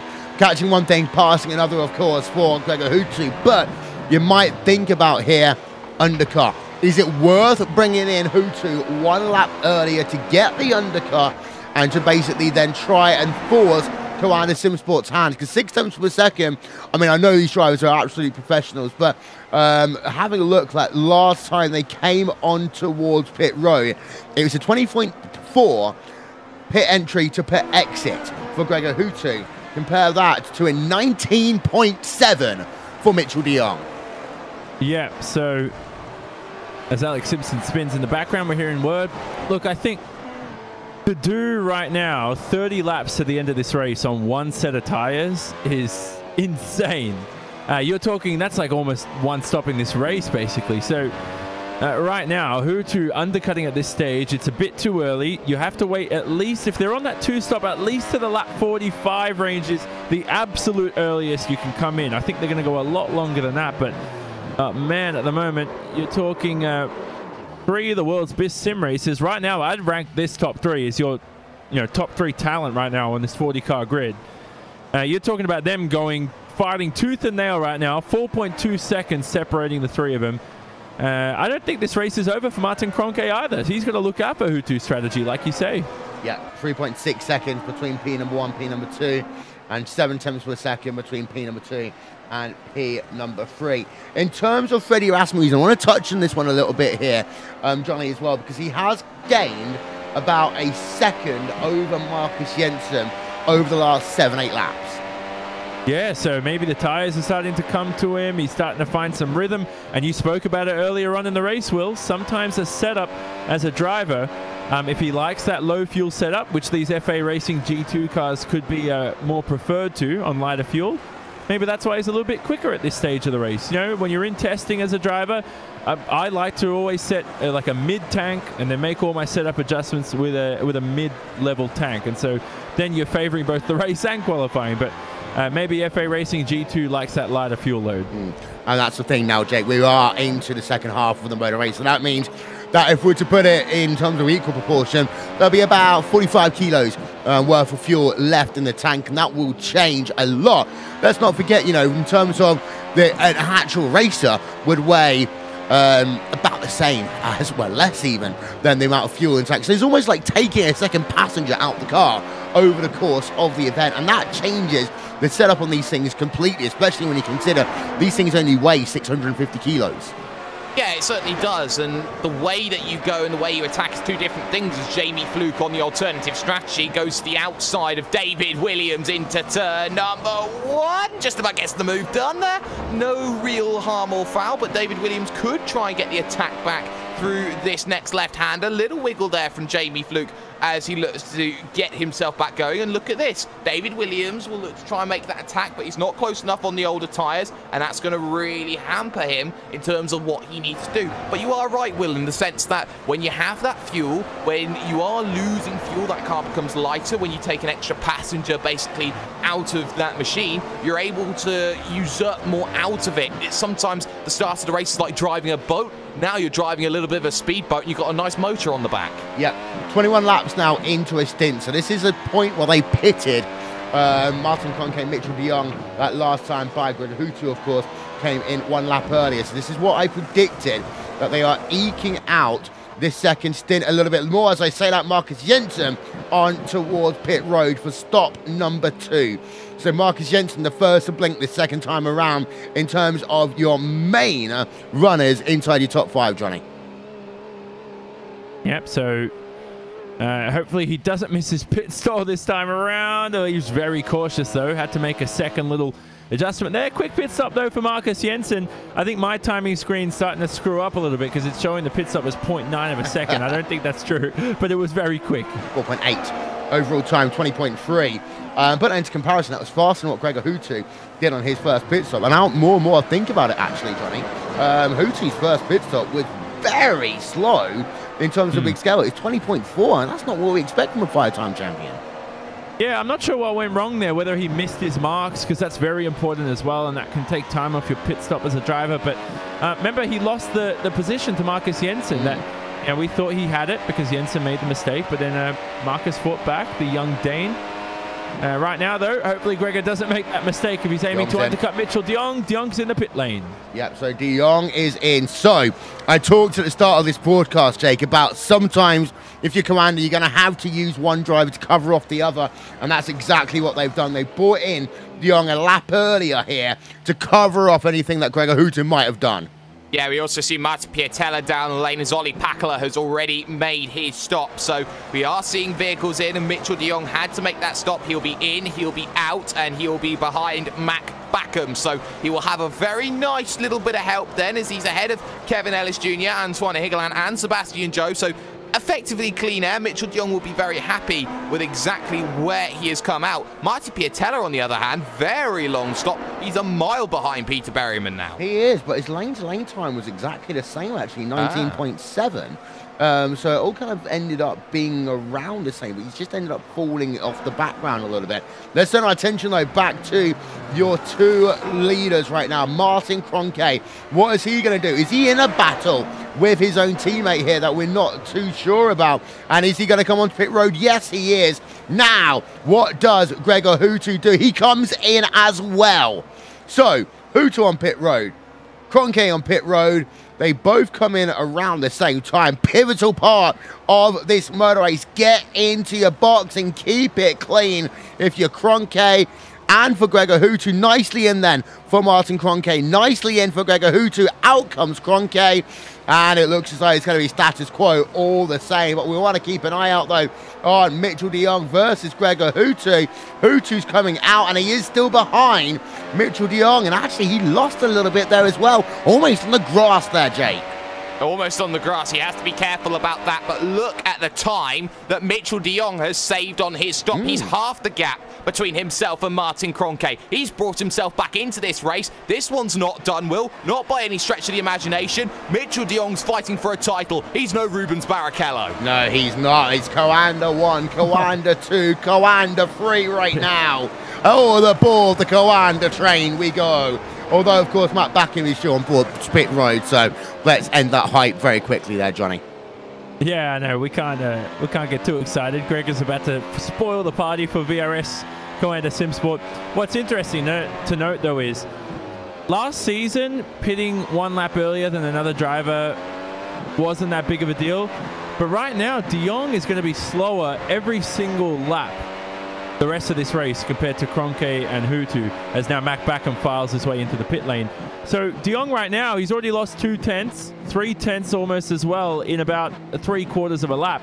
He's got to look out for Gregor Hutu, who's got a lap fresh set of rubber. I can't speak English, something like that.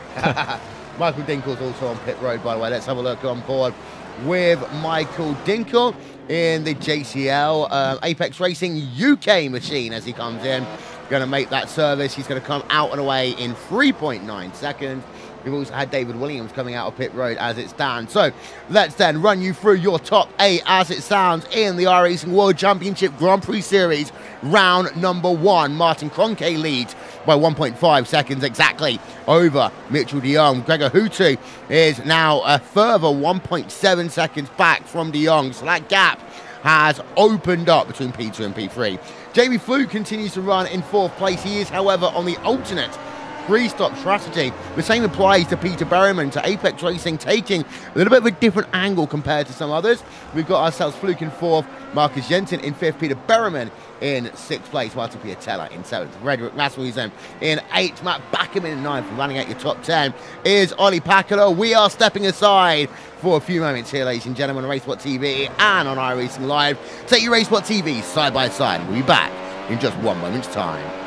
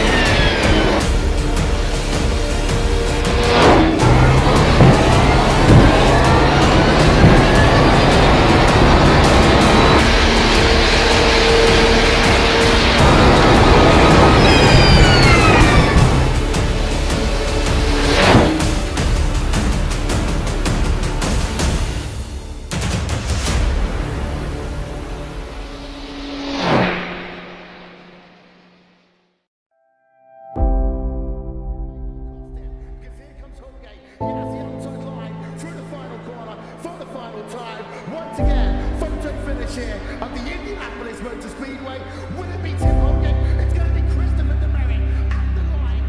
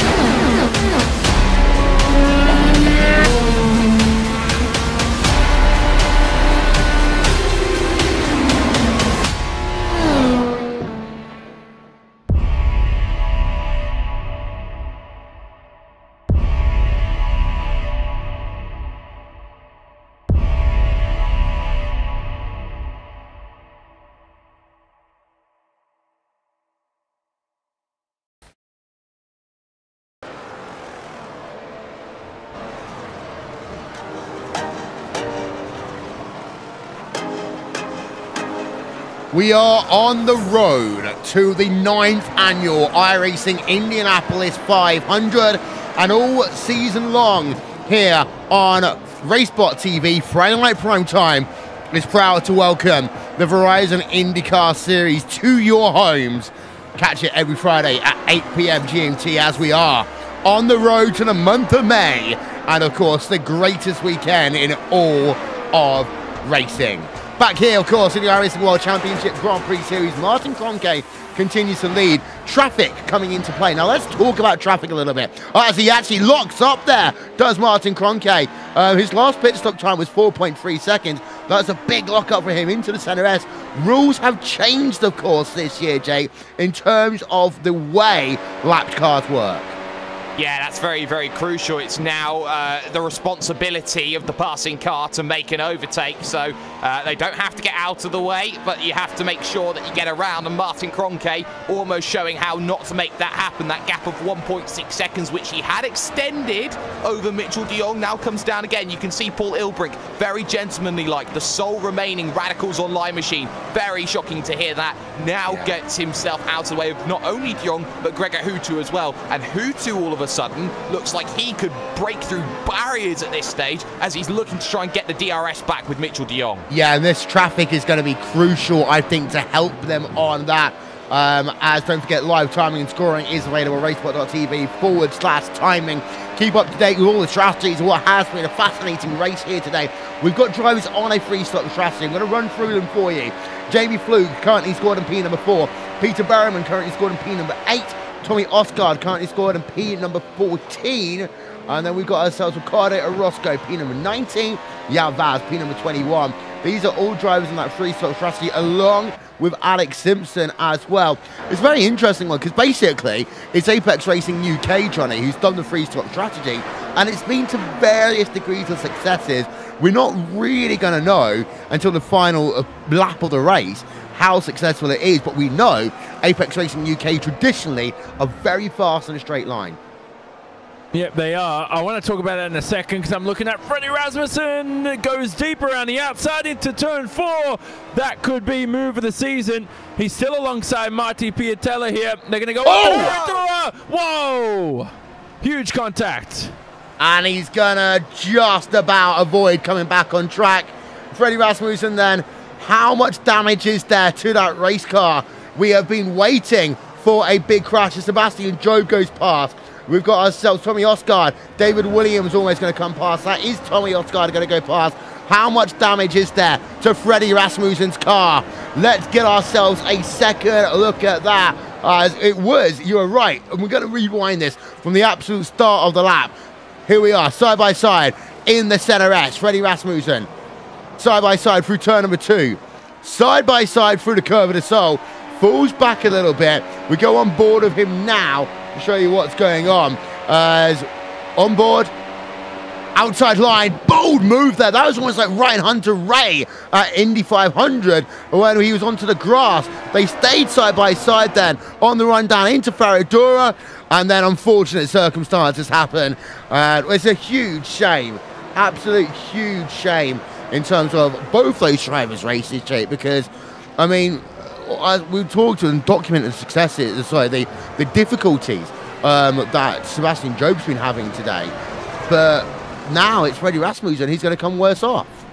Yeah, and Freddie Rasmussen, you can argue he was fighting hard for that position, and he was, but by the same point, he did come off of that curb, which you naturally do, and Marty Piatella was only ever going to give him racing room and a little bit more. Incidents like that, yes, they do happen, but it's not the sort of incident that is liked. But I have to say that in terms of cause and effect, that incident is a lot more dramatic than what it should be. Gap at the front, though, is down to 1.3 seconds, as Martin Kroenke lost a tenth, if not 2 tenths, on that last lap. Yeah, and Kroenke's been struggling a little bit in traffic, and this is one of the things that anyone who's a long-time viewer of the iRacing World Championship Grand Prix Series will know, and this ties into what we were talking about a couple of moments ago, Johnny, is that these cars are designed to run in clean air. They are fantastic running in clean air, and actually sometimes, you know, it is impossible for them to pass another driver because they are designed and set up to only run in clean air.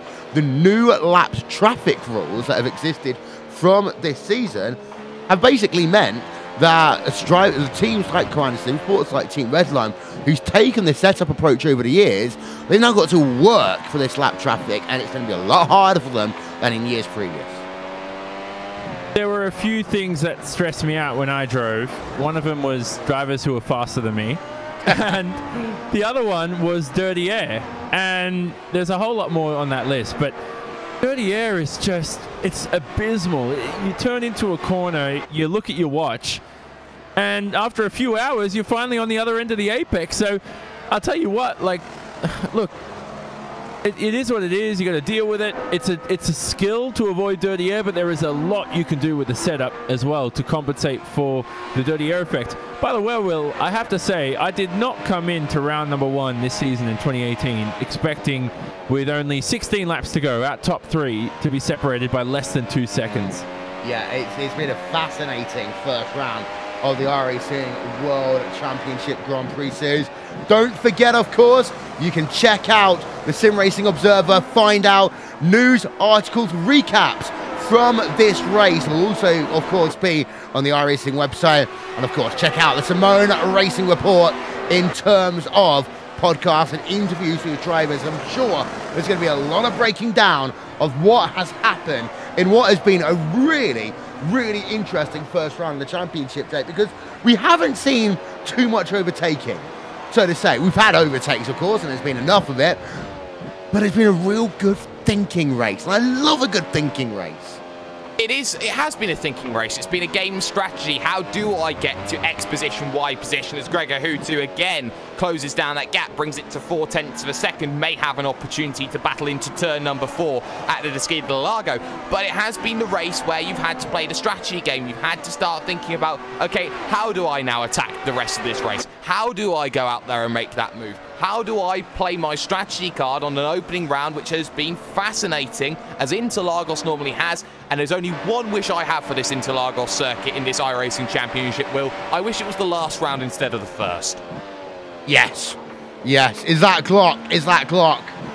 We've got Martin here, Taylor, Kevin Ellis Jr. I will say one thing. Oh my God, Jamie Fluke then. He's just going to turn around the driver on Marty Piatella. That one got very messy very, very quickly, as I believe Sebastian Joe was involved in that one as well. Replay coming up for you on your screen. A lot of things went wrong, all in very quick succession. So let's have a look first at Sebastian Joe. And did he just get caught up as the drivers? Yes, he did. Oh my word. I don't think I've seen anyone come that close to the barrier at the Curve of the Soul and survive without hitting it. What was it, 2003, yeah. The race that Giancarlo Fisichella won? How he managed to do that, I absolutely have no idea. But of course, we've also had a big incident as well then.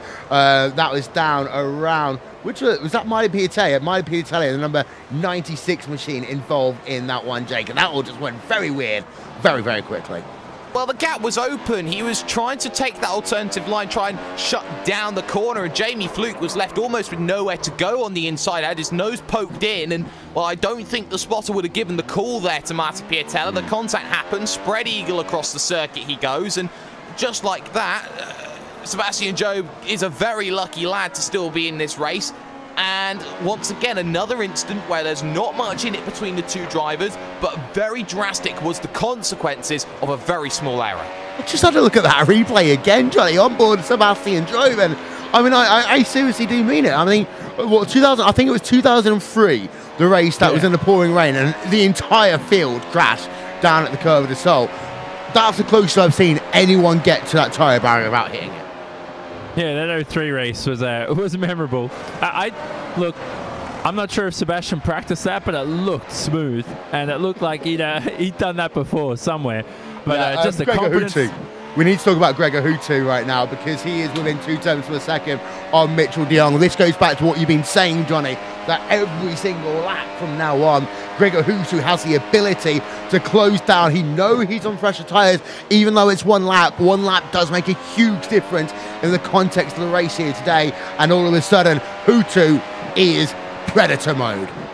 Yeah, you're right. We talked about that in the ad break, how, you know, when I was a driver, I used to always pit a lap after the rival I was trying to pass, because then for the rest of the race, I'm going to have that extra pace lap after lap. And here we go. Houtu's reeled in Mitchell de Jong. We don't know if Kroenke's saving tires or if he's just struggling in this final stint, but man, this race is on.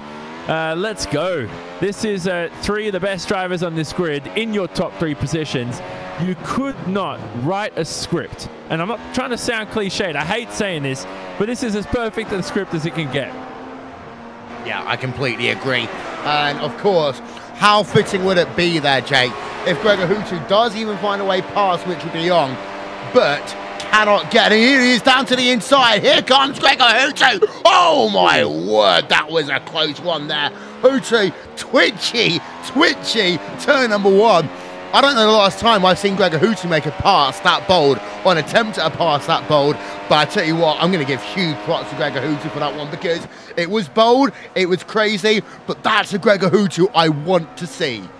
That was a driver caught in between two minds, because he saw that Mitchell de Jong was slowing up on the straight. He wasn't using the ERS. The red light on the back of his rear diffuser was flashing. So that was the idea, that Mitchell de Jong was now slowing down. Houtu wanted to take advantage of that. He was maybe a little bit too far back, down to the inside. He was putting his vehicle inside, and then suddenly Mitchell de Jong started shutting the door on him. Gregor Houtu nowhere to go, had to back out of it, had to go sideways, and Gregor Houtu survives for another day. day, but at what cost to the chance for the race victory? Because Martin Kroenke will be reveling in the mirrors that Mitchell de Jong and Gregor Houtu are having an almighty fisticuffs. Yeah, and I was going to say, I mean, how ironic is it going to be that Gregor Houtu is going to come home if he did come home in second place, when Martin Kroenke takes away one of the things that has symbolised Gregor Houtu for so many years in the iRacing World Championship Grand Prix Series. And we got to say at this point, we are looking at 3 of the top 5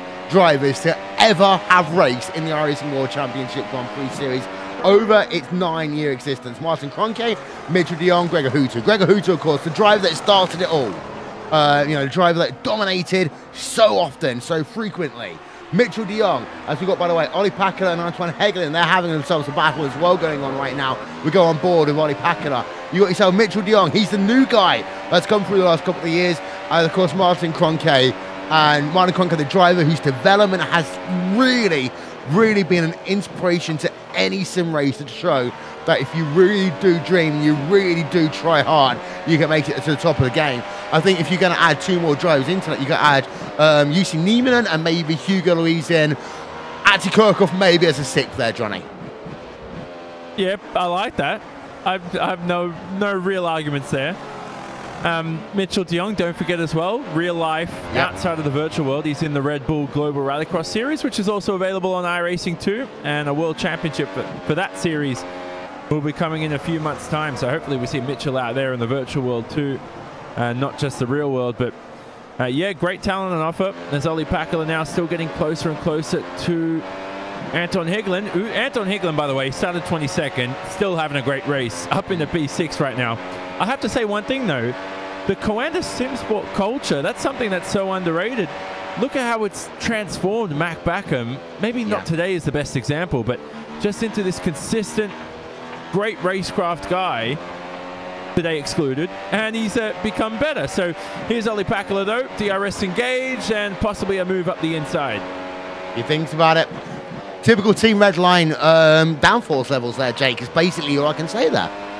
Yeah, you can, because they haven't been able to really make those moves, and they've wanted to, and it hasn't quite happened. There's also just behind that, the battle for 11th, 12th, 13th, David Williams, Sebastian Joe, Michael Dinkel in this 3-car train. And I think that we've been seeing it. Certain teams have got downforce levels. They want to attack different areas of the circuit. I think Redline finds its pace in the middle half of the circuit because they want to make sure that they've got all the grip that's there. They're not going to make a silly mistake, and then they can go and try and run away from the front. But I think that's where Redline have started to struggle, and that's where I think, Will, they need to change the ethos of how their downforce works, because they're not in a position where they're dominating. They haven't been for the last 2 years, and they need to go now for low downforce setups, Will, so that they can actually start thinking about making overtakes. Yes, I completely agree. And again, the whole thing about lap traffic, I think, is going to become a huge part of that over the next few races. I think we're going to see that change and mold around that one. Talk about Team Redline though. I mean, this is one thing. Greek Shorthorse, P number 21, car number 21. In some ways, it's always ironic here, Johnny, but you know, we've documented a couple of drivers here today who have fallen short of our expectations in terms of what we expect of them. And when we say this, we build people up for a reason, because they are fantastic sim racers. Great Shorthorse is one of those drivers. He just hasn't delivered here today. I don't know what's going on with Shorthorse.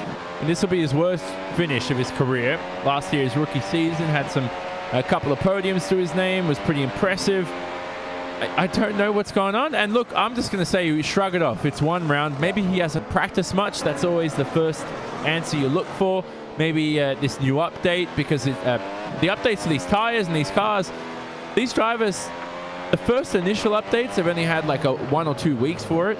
But after that, the second update that came in, maybe Shorthorse hasn't had enough time to prepare, and only a few days. So we'll give him the benefit of the doubt and see how he fares at round 2 at Sebring. Can I just say one thing, by the way? And we never say this, but Dave Kramer, cheers.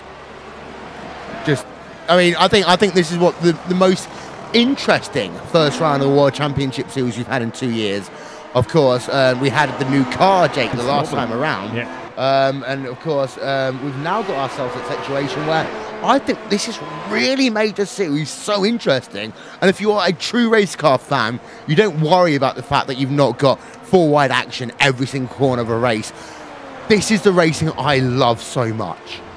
And well, you can definitely argue that Melbourne will have a lot to live up to in a week's time. That much I can say for certain. Gregor Houtu knows that he wants to make things happen. He's still in the hunt here with a little under 8 laps to go, looking for the inside, not happening through turn number 1. Set the run up through 2 then, Gregor. You need to think about making this move sooner rather than later. You've lost the chance for a victory with Martin Kroenke, unless you see the robot in front of you make a mistake. But now Mitchell de Jong does enough. He holds him up. He gets himself just enough of a gap to hold himself away, and Mitchell de Jong for another lap is safe, Will, and he will keep doing that until lap 71 comes up on the board.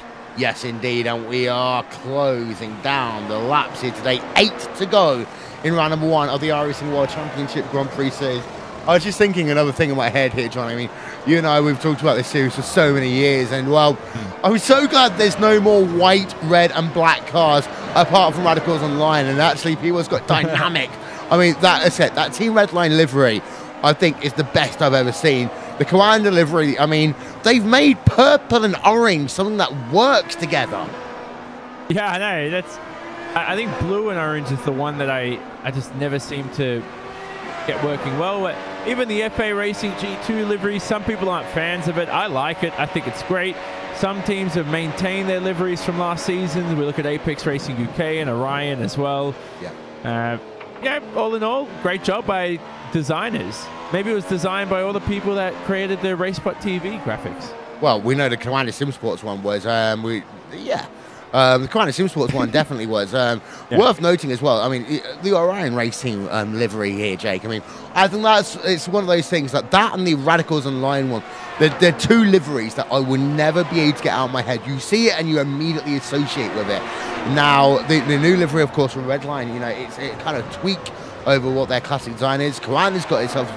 I just love the fact that we're getting so personal now in terms of teams, and I honestly hated it when 22 of the 35 cars were all red, white, and blue a couple of years ago. Yeah, you are right, and I think that we're starting to see colour schemes come into play. We're starting to see these teams all want to start thinking about how do we now go forward and how do we make things happen. Tell you something, a driver who wants to make things happen in the late stages of this event, Will, it's Peter Berryman. He's got a train in front of him. It's certain Michael Dinkel, certain Sebastian Job, certain David Williams. If he gets through all 3 of them, I think he could even be on for a charge here to try and take away Freddie Rasmussen's position number 10, but he's got to get through all 3 of these vehicles, Will, in the next, 2-3 laps or so? Yep, let's go on board with Peter Berryman, actually. Give you a little bit of RaceSpotTV fan immersion.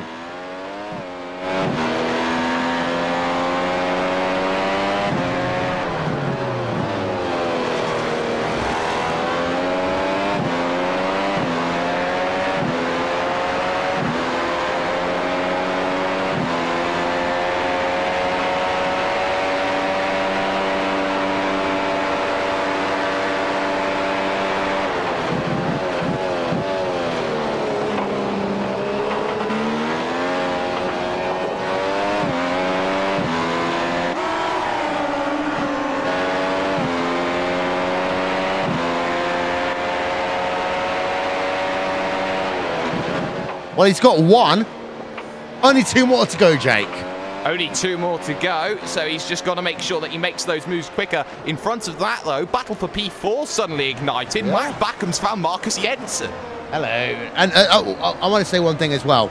Marcus Jensen, first eSport, 4th place, a team that we didn't even think or talk about, John. We didn't even talk about in your podcast, for Christ's sake. And all of a sudden, P number 4. I mean, let's give Marcus Jensen a huge amount of credit here. Are you surprised, though, no. with this performance from Jensen? No. Look, I think even in Apex colors, we expected this from Marcus. Like, one of the youngest drivers on the grid, 17 years of age, and top 4 in a World Championship event. Now, we know the likes of Bono Haas, who unfortunately isn't racing this year, was a world champion in many other series at such a young age, but it's, in terms of other sims like that. But Jensen at iRacing, with the competitive level that sim racing is at the moment, with the amount of talent we have, it's a lot harder to do it in this era. And right now, I won't give him too much credit because he's going to maintain P4 ahead of Mad Mac Backham. Yeah, and this is going to be a fantastic battle then to round off 5 laps to go in the first round of the iRacing World Championship Grand Prix Series, Jake. And well, we've had everything here today, and I tell you one thing, I really enjoyed being a part of this series once again. And sometimes there are people that say the McLaren MP4-30 is not the car to be for the World Championship Series in open wheels. I think we just had a statement saying otherwise. Yeah, I think anybody who wants to say that IndyCar needs to be the top championship is wrong, and very blatantly wrong, as you see Mac Backham again close that gap down to 0.2 of a second in towards turn number 1. This is the excitement. This is what you get passionate for. This is what everyone has been racing hard to see happen over the course of the racing that we've had over the last 3-5 years. Let's go back 9 years. Let's talk about the Williams FW31 era as well. In towards the Interlagos, no opportunities for Mac Backham. You see that this series, Will, is so pivotal. It is the place to go. It is the place to see the greatest drivers in the world. And there is a reason why Martin Kroenke has such a mystique about him. It's because he races here and only here, and he wins here and only here. And again, that's one of the things that we've got to talk about as well, is the fact that, you know, a lot of teams have diversitized over the couple of years. I mean, there's a couple of teams that we expected to be in the iRacing World Championship Grand Prix Series that, because of the fact they diversitized too much, aren't here. And this has been one of the fascinating things about the off-season. And this is why I really like the fact that we've got an essential privateer here, Johnny, in P number 4. And yeah, Backham is hounding him right now as they come towards 2 to go. But this is great. As here comes Backham, he's looking down to the inside. Here we go then, Matt Backham. Hello, welcome to P number 4. Can he make the move stick? Yes, he can. Yeah, nice move from Backham. He actually engaged DRS twice there. Maybe hit the brake pedal by accident or just hit the button twice, but straight through for him right there. He's up in the P4, and 3 Coanda cars in your top 4 positions. Has to be a good day for them, but hey, Backham's going to have to talk to the stewards after this race. He's been involved in quite a bit of incidents. Yeah, he has, but still, P number 4. P number 4 will stick. He might end up having to start from pit road at a race down the line. It's not our job to judge, of course, and we want to give a shout out to the team over at iRacing for the management that they do to bring these World Championship Series to life as well. We're down to 2.5 laps to go, and I think it's time here, Jake, that we start talking. 2 laps to go. Let's talk about this guy making history, Martin Kroenke. Not just yet, because we got Gregor Houtu again tucked up in underneath of Mitchell de Jong. And yes, Martin Kroenke has controlled the race from the front in the way that only Martin Kroenke can. But he's had so much help from this driver in the number 24 machine, Mitchell de Jong, who has been holding Gregor Houtu off at bay. And remember that Gregor Houtu has 1 lap fresher tyres, and that's something that is very difficult to do. Keep the man behind you when he's got the advantage. So Mitchell de Jong, the difference that last time by was only a few hundredths of a second, so Gregor Houtu knows that he can attack, and he has a little look there into the Laranjina for an opportunity. It doesn't pay off, though. He is probing for information, and Gregor Houtu, words of James Allen, desperation starts to kick in. Where's Timo Glock when you need him? We've got ourselves a lap and a few corners to go. Through Mugello they come then for the penultimate time. Into Yunsal they come for the final time for Gregor Houtu. You're right, desperation mode is kicking in, and he gets a bad run out of Yunsal. What can this Team Redline car do as they come towards the white flag? 1 more lap in round number 1 of the iRacing World Championship Grand Prix Series. Here comes Houtu down to the inside, and he does it again. He pushes wide. De Jong versus Houtu, and while they're going ding dong at it right now, and De Jong's going to lose out as a consequence. Replay coming up from our aerial coverage, because that was mighty close. But yeah, it is going to be Houtu now, who is up into P number 2. There they are, side by side into the center S. They make contact there through turn number 1. They almost make contact again. They do make contact into turn number 2, into the curve of the soul. Well, it's a bit of game over there for Mitchell de Jong. I guarantee he is going to be unhappy about that. And how fitting is it that Gregor Houtu is going to be in 2nd place as we turn our attention over to Martin Kroenke. We barely talked about him over the last 30 laps here in the first round of the World Championship Grand Prix Series, but he's basically back where he was throughout the entirety of the 2017 season, where he was at the end of the 2016 season. Martin Kroenke is making history here. Win streak, Kroenke, let's go here. Martin Kroenke is your winner. Round number 1 of the iRacing World Championship Grand Prix Series. VRS Kiana Sim Sport win again, 14 in a row for Martin Kroenke. And I'm going to bring back a phrase from Silverstone a couple of years ago here, Johnny. Have you ever? Have you ever indeed? No, what a race. What a finish to the first round of 2018. I can't believe he's actually done it. He's tied Gregor Hutu's record of 14 race wins, as Will said, and continuing possibly into future rounds. But to see how close the competition came with Hutu and de Jong behind, only 5 seconds behind our world champion, our two-time champion, Martin Kroenke, in the end, it was a thrilling race. This is what sim racing is all about. You've got 2 drivers in one camera shot right now. Possibly the 2 greatest drivers ever in the history of open reel racing, in sim racing. You've got Gregor Hutu, who has for so many years been that dominant driver, all the way from Grand Prix Legends, all the way through iRacing, the iRacing World Championship Grand Prix Series. And he now has an equal. And Jake, that equal is Martin Kroenke. And we've been seeing it for such a while, how Martin Kroenke is the equal, but that's only in one category you judge. There are more categories that you can give to Martin Kroenke that he needs to chase down. For example, most amount of career race victories needs to be closed down in. You talk about, for example, the likes of actually beating Gregor Hutu's record of consecutive victories. And there's the small matter of fact of he's still got to win 3 more iRacing championships, Will. So you look at Martin Kroenke, he's far from done yet, and he knows that he is far from done right now. And I will say something. His 100% record, for instance, that's a 0x race here today. And you know what? That's the sort of stuff that makes a true champion a champion. 14 race wins in a row for Martin Kroenke. Note the date, the 17th of March, 2018, when the record was matched. And we've now set it up for round number 2 of the championship, because records now can be beaten. Let's have a look at your final race results then from the first round of the iRacing World Championship Grand Prix Series. And Martin Kroenke winning by 5.2 seconds at the end. He did a Martin Kroenke. He pulled out at the end. I mean, release the Kroenke. Indeed. Hi, Rachel. How's it going? 5.2 second advantage over Gregor Hutu. Mitchell de Jong, 3rd place. Of course, he'll be disappointed with the fact there was contact involved in that to avoid a Commander 1-2. Gregor Hutu, very bold, last lap of the motor race. Hutu can only manage 2nd. Mitchell de Jong, though, does come home in P number 3. Matt Backham makes it a Commander 1-3-4 here today. Marcus Jensen, he's just had an amazing drive coming home in P number 5. Then you've got yourself Jamie Fluke in P number 6. Antoine Heglin deserves so much credit here today. He comes home in P number 7. Ollie Pakula in 8th place. Kevin Ellis Jr. He has been racing with illness here today. Started 7th, come home in 9th. Great job still by him. And Freddie Rasmussen then coming in P number 10. We, of course, saw the incident with him earlier on.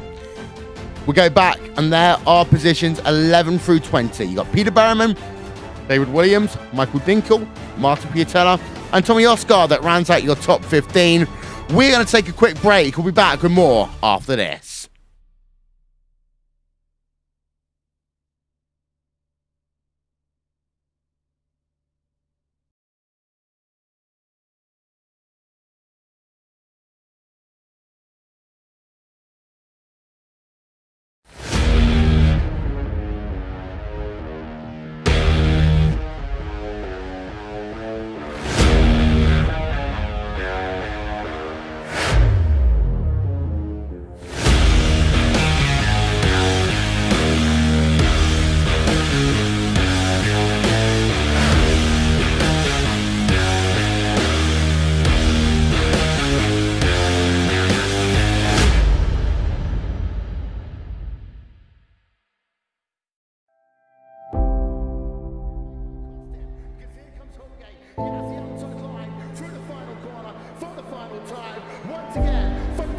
chair of the Indianapolis Motor Speedway. Will it be Tim Hogan? It's going to be Christopher DeMerit at the line.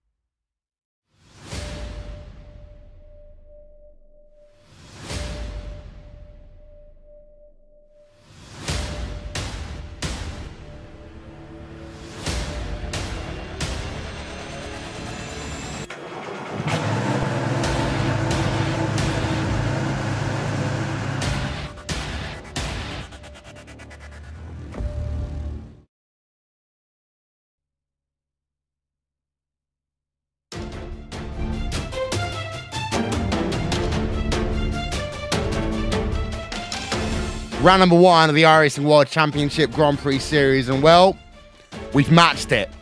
Since 2010, it had been Gregor Hutu who had the most number of wins in a row at 14.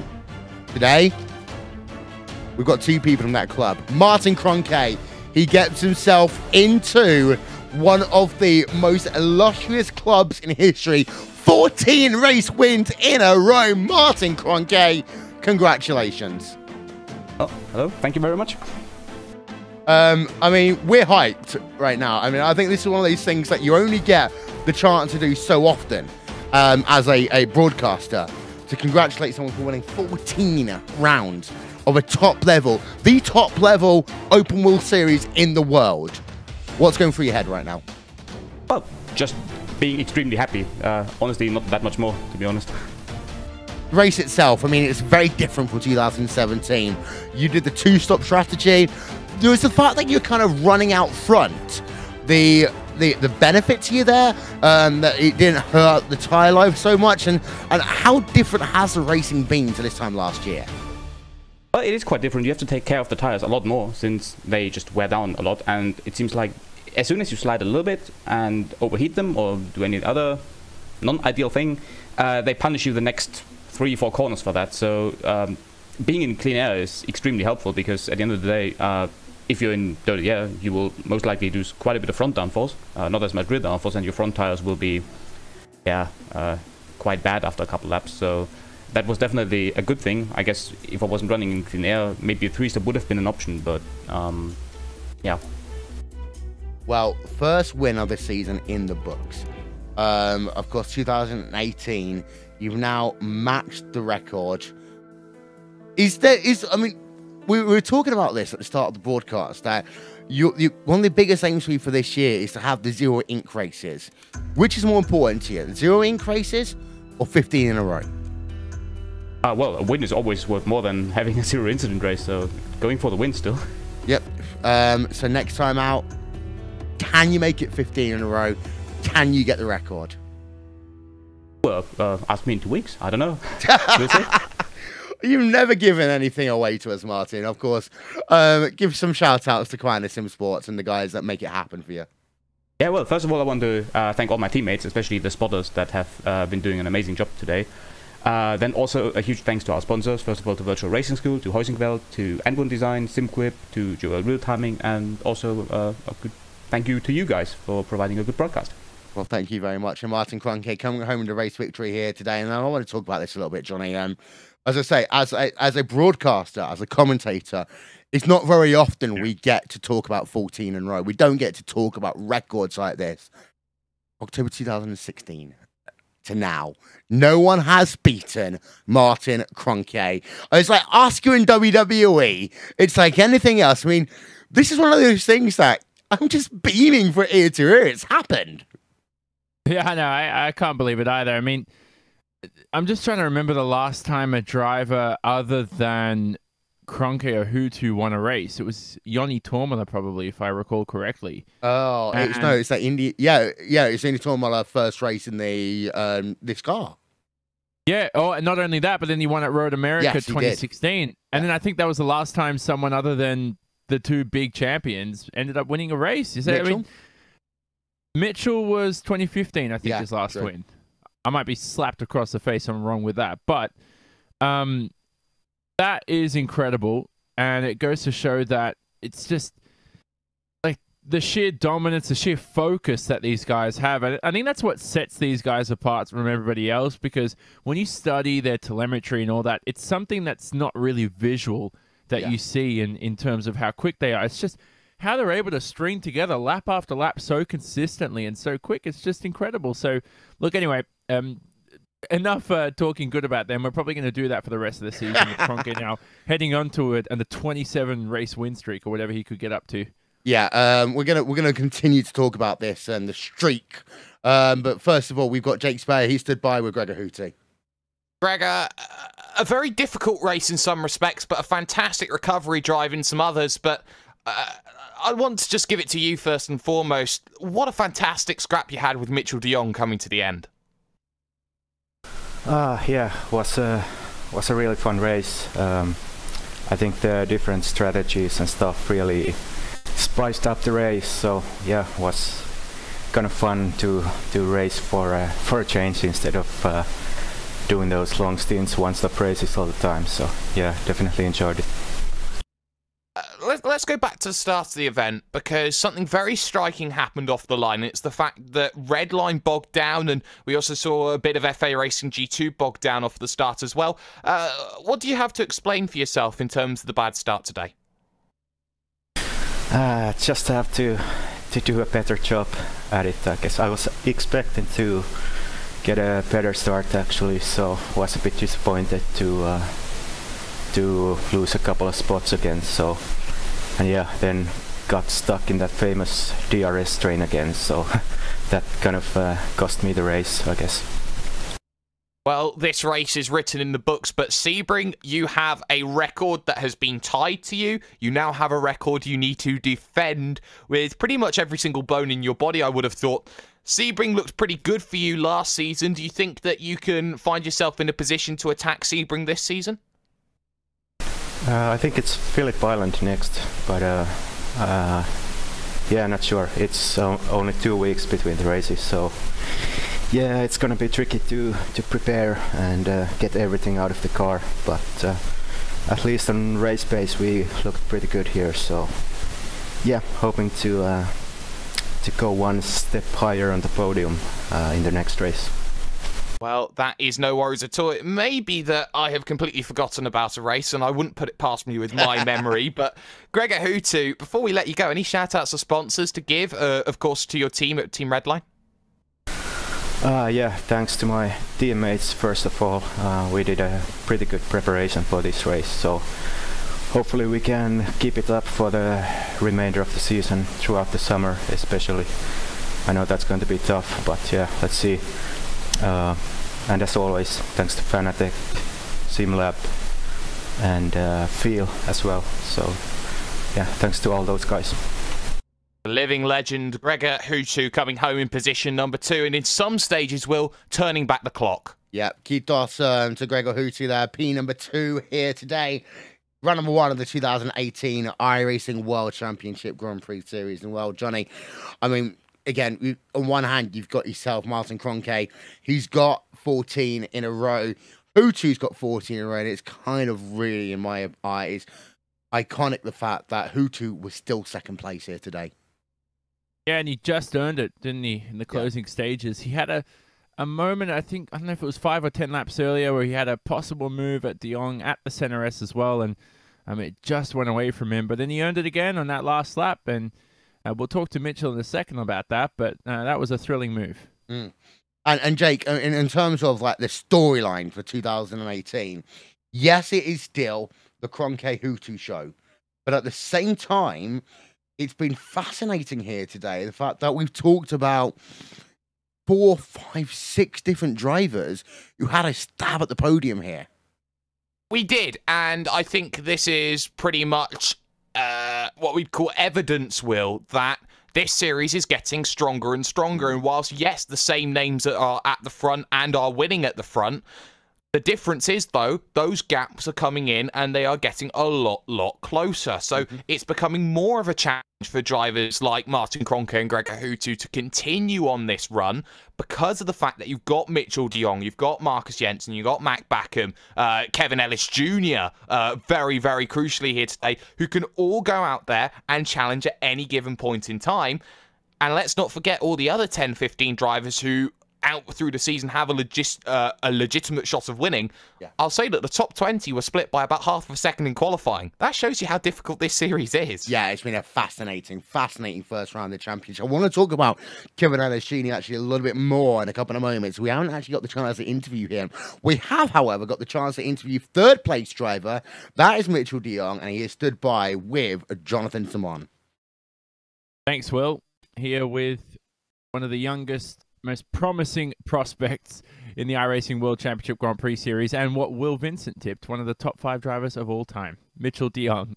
How was that race, Mitchell? Describe the last lap battle. That was the one where it just got away from you in the end, that second position.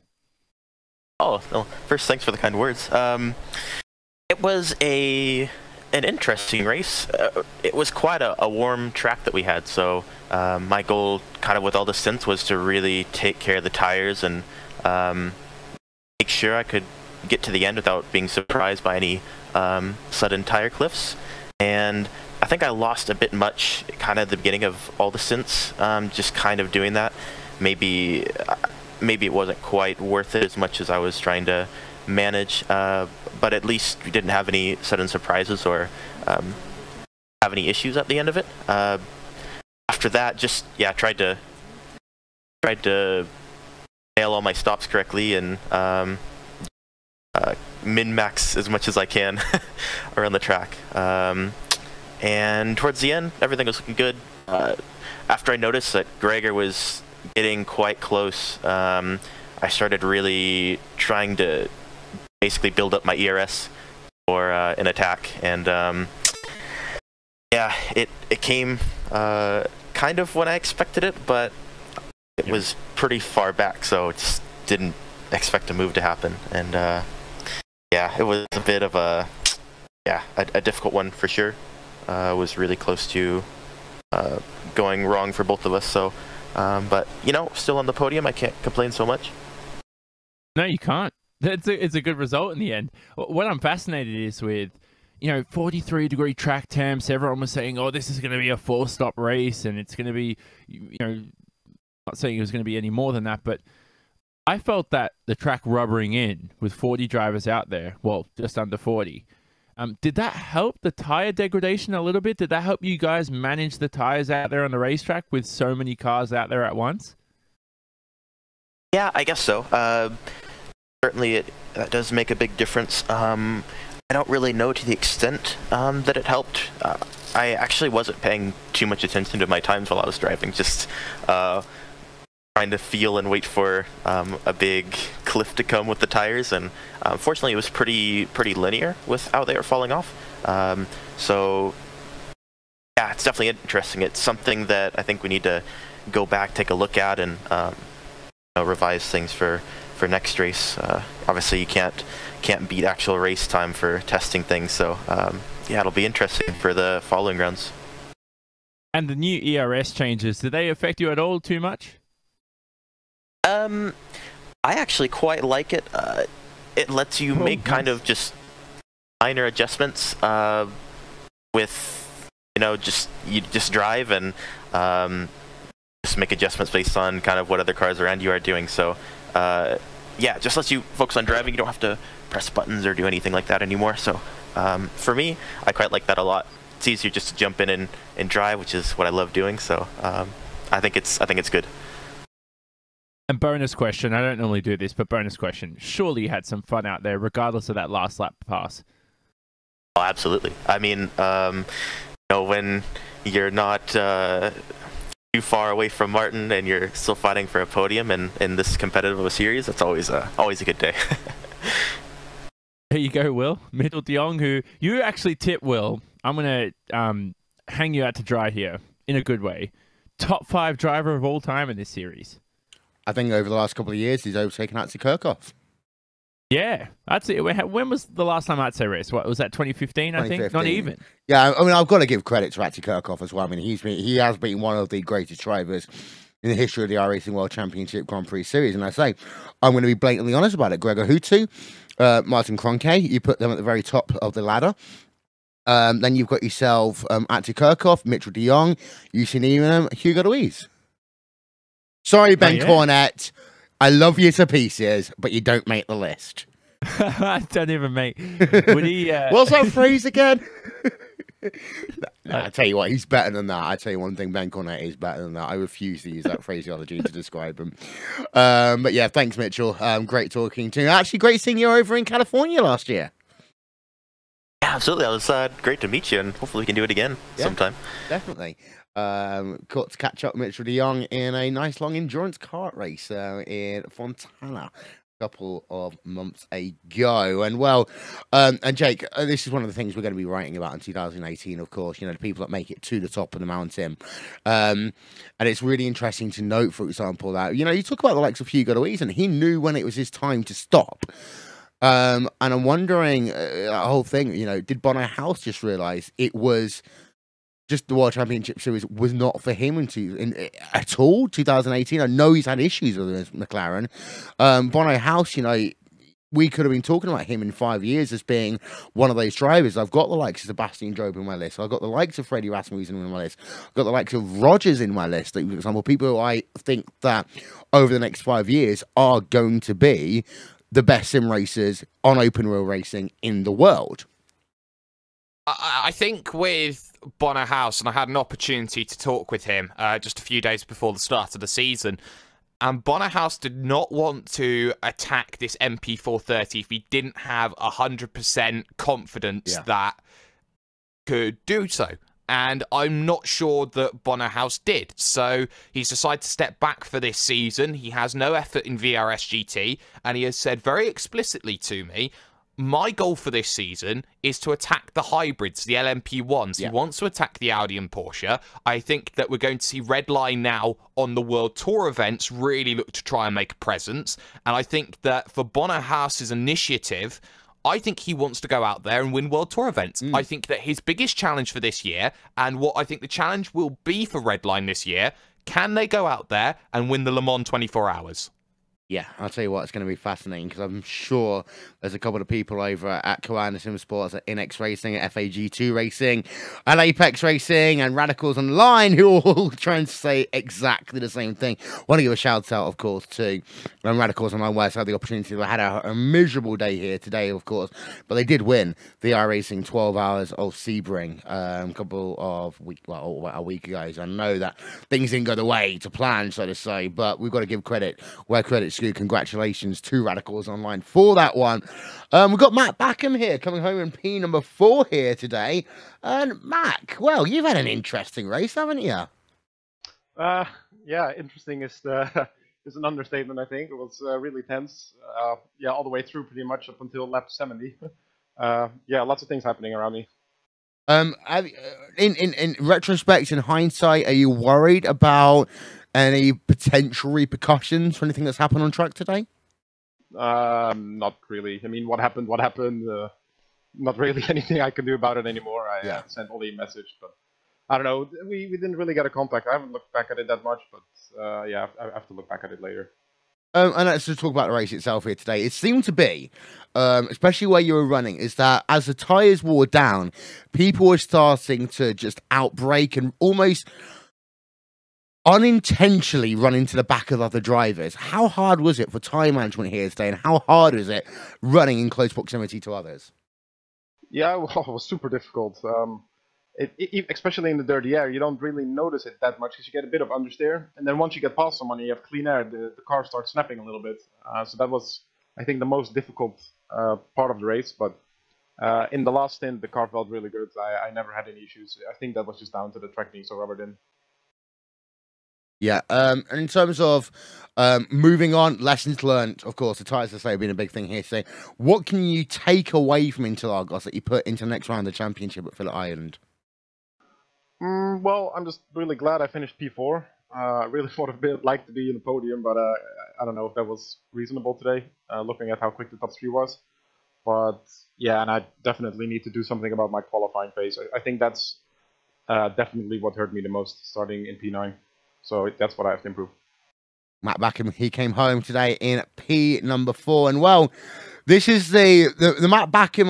You know, Jake, you know there's 1 or 2 drivers, and we're not going to name them, who have an element of we love seeing them race, but at the same time we know that they are going to occasionally get into incidents.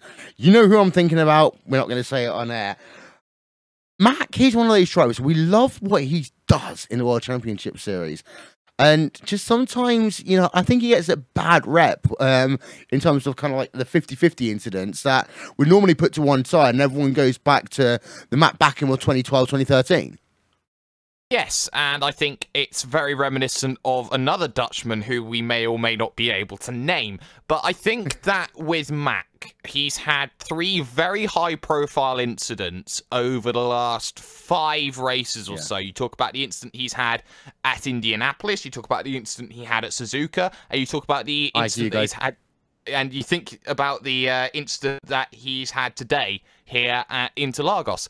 And some drivers do have themselves an ability to get into incidents more than others. For example, you can talk about maybe Fabrice Cornelis at Vendaval is certainly another one of those drivers who does from time to time get involved in an incident here and there. It's about a certain style of driver. If you're willing to race that close to other drivers, you have to be prepared to bite back. And I think that certain drivers understand the consequences. I think that certain other drivers don't. And I think Mac Backham understands that. But I think that he does take it with a pinch of salt, and he does move out there, and actually he puts himself in a situation where he knows what he expects, and he goes for those moves that sometimes are 50-50 and sometimes even 30-70. Yeah. Yeah, one thing that's pretty underrated about that is, like, I don't know, as a driver, he's been put into a culture at Coanda where he's just learnt so much. When he went into that team, I don't know if it's changed, but when he went into that team, he was never known as the setup guru, the guy who's able to be so technical with the car. Probably still the same.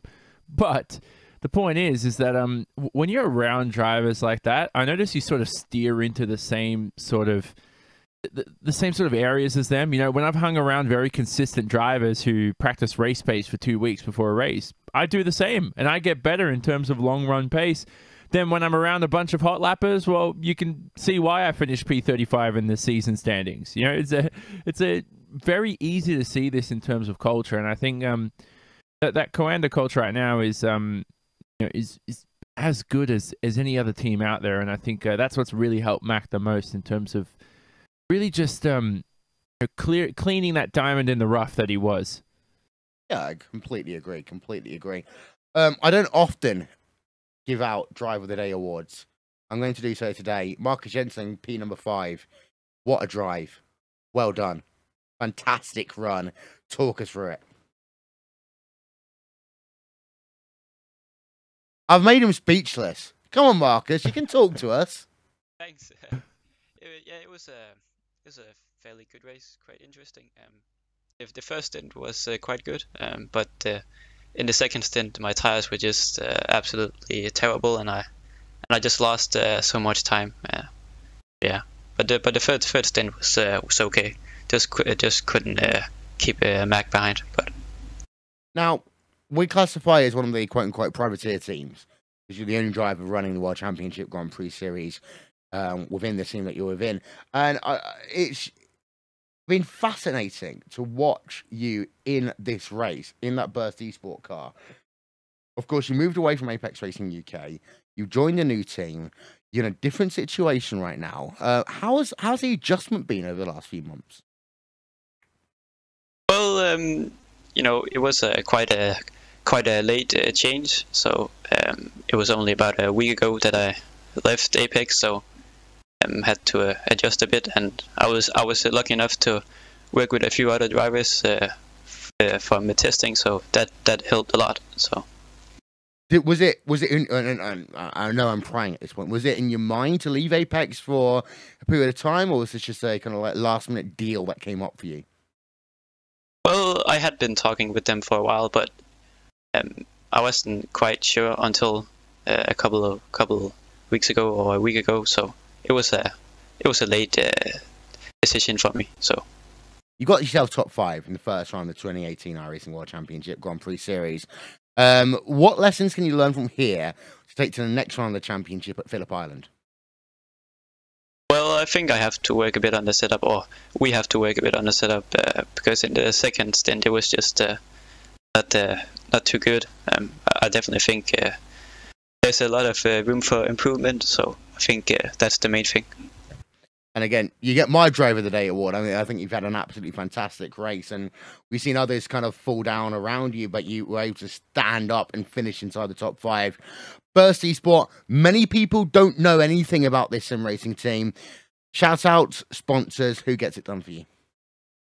Yeah, I just want to thank the guys behind the scenes at Burst for giving me this opportunity. A lot of great things are to come, so really happy about it.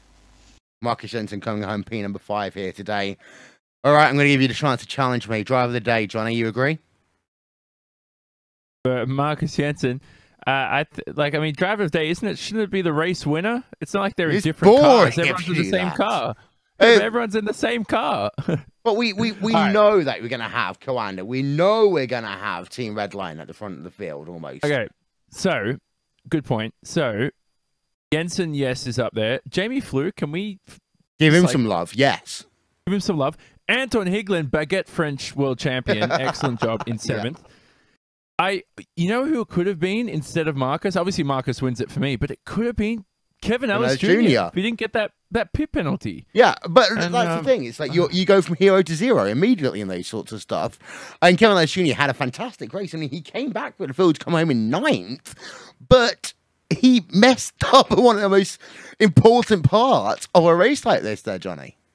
Yeah, and look, we can say, oh, it's because he had the flu, but, you know, he wouldn't have been in P4 or P5. Like, what was that? Like, was that the flu making him that fast? Like, it was just a pure mistake. So, it's unfortunate for him, but, hey, his career best result was P8. He could have even achieved a top 5 result here today. He's got the pace. You know, when you come into round 1 with this much pace, we saw what happened with Joni Tormala 2 years ago. It's not a fluke. Yeah. This is a great foundation for Jensen and all these other guys like Ellis Jr. to build off of. Don't forget, Marcus Jensen was part of that Apex crew of himself, Fluke, Higlin, Ellis Jr., Dinkle as well. Don't forget, Dinkle hasn't had the best of rounds today, but he's there. Peter Berryman in 11th. He hasn't had the best of rounds. So, great foundation, those guys. Jake, come on, bring it in. Driver of the day is Max Verstappen. No, wait. I think that we've seen some very, very astute and solid drives.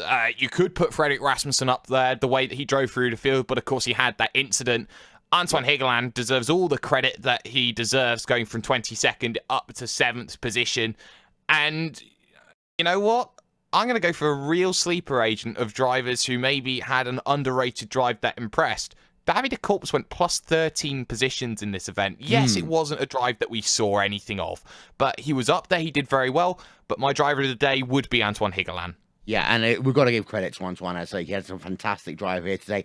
And one of the things about that as well is that both Ellis Jr., when he wasn't making mistakes on pit road, and Antoine Higeland and Jamie Fluke have all shown that maybe Apex Racing UK has kind of sorted out some of the kind of tyre life issues that they had in previous years. And as other teams are kind of like, and other teams and other drivers are kind of falling apart here, Jay, Apex have finally got it.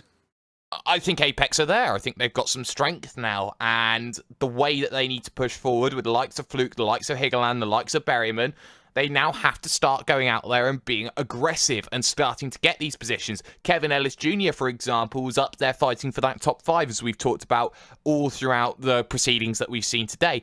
I think that what we're seeing from Apex is now where they should have been maybe 2 years ago.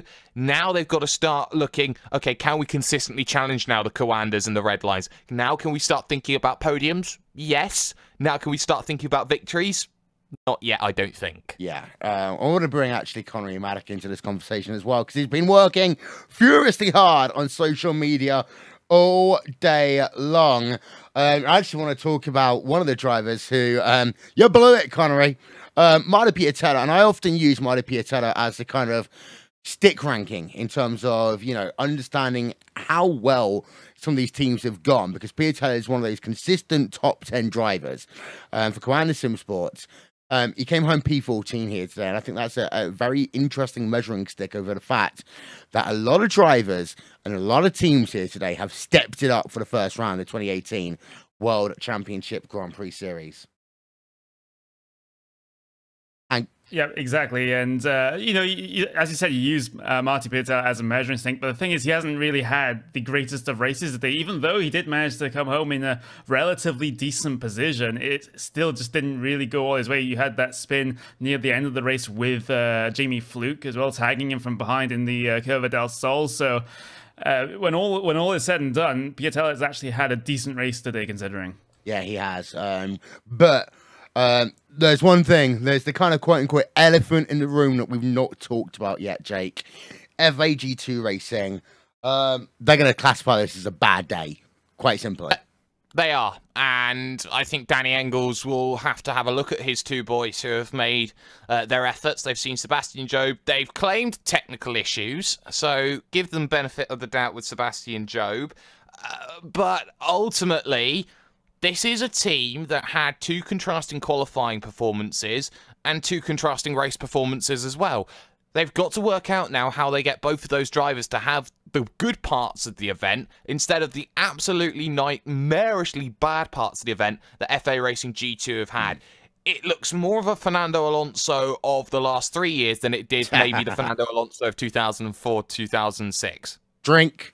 And Johnny, one other team as well who had a really bad day. Radicals Online. They had most of their drivers out within the first lap of the motor race. And again, Radicals, let's be honest, they won 2 of the big World Tour events in 2018, Daytona and Sebring. However, the World Championship Grand Prix Series, luck wasn't on their side, but performance wasn't on their side either. No, and I bumped into Rob Cuss, their team manager, before the race, and he's like, yeah, you know, I'll see how I feel after the race. I'll tell you what, do not speak to Rob Cuss after this race. Yeah, wasn't nothing went well for Radicals that time round. Good news is, on the bright side, they did manage to get Michael Partington. For those that don't know, with Bono Haas not racing this season, unfortunately, we just missed out on a top 5 driver. Michael Partington was able to get a license. He was ranked 11th in the Pro Series. Not only that, but he actually left ERT after he got the license and moved to Radicals Online. And so that's a new addition to that team, and just what they need, Will.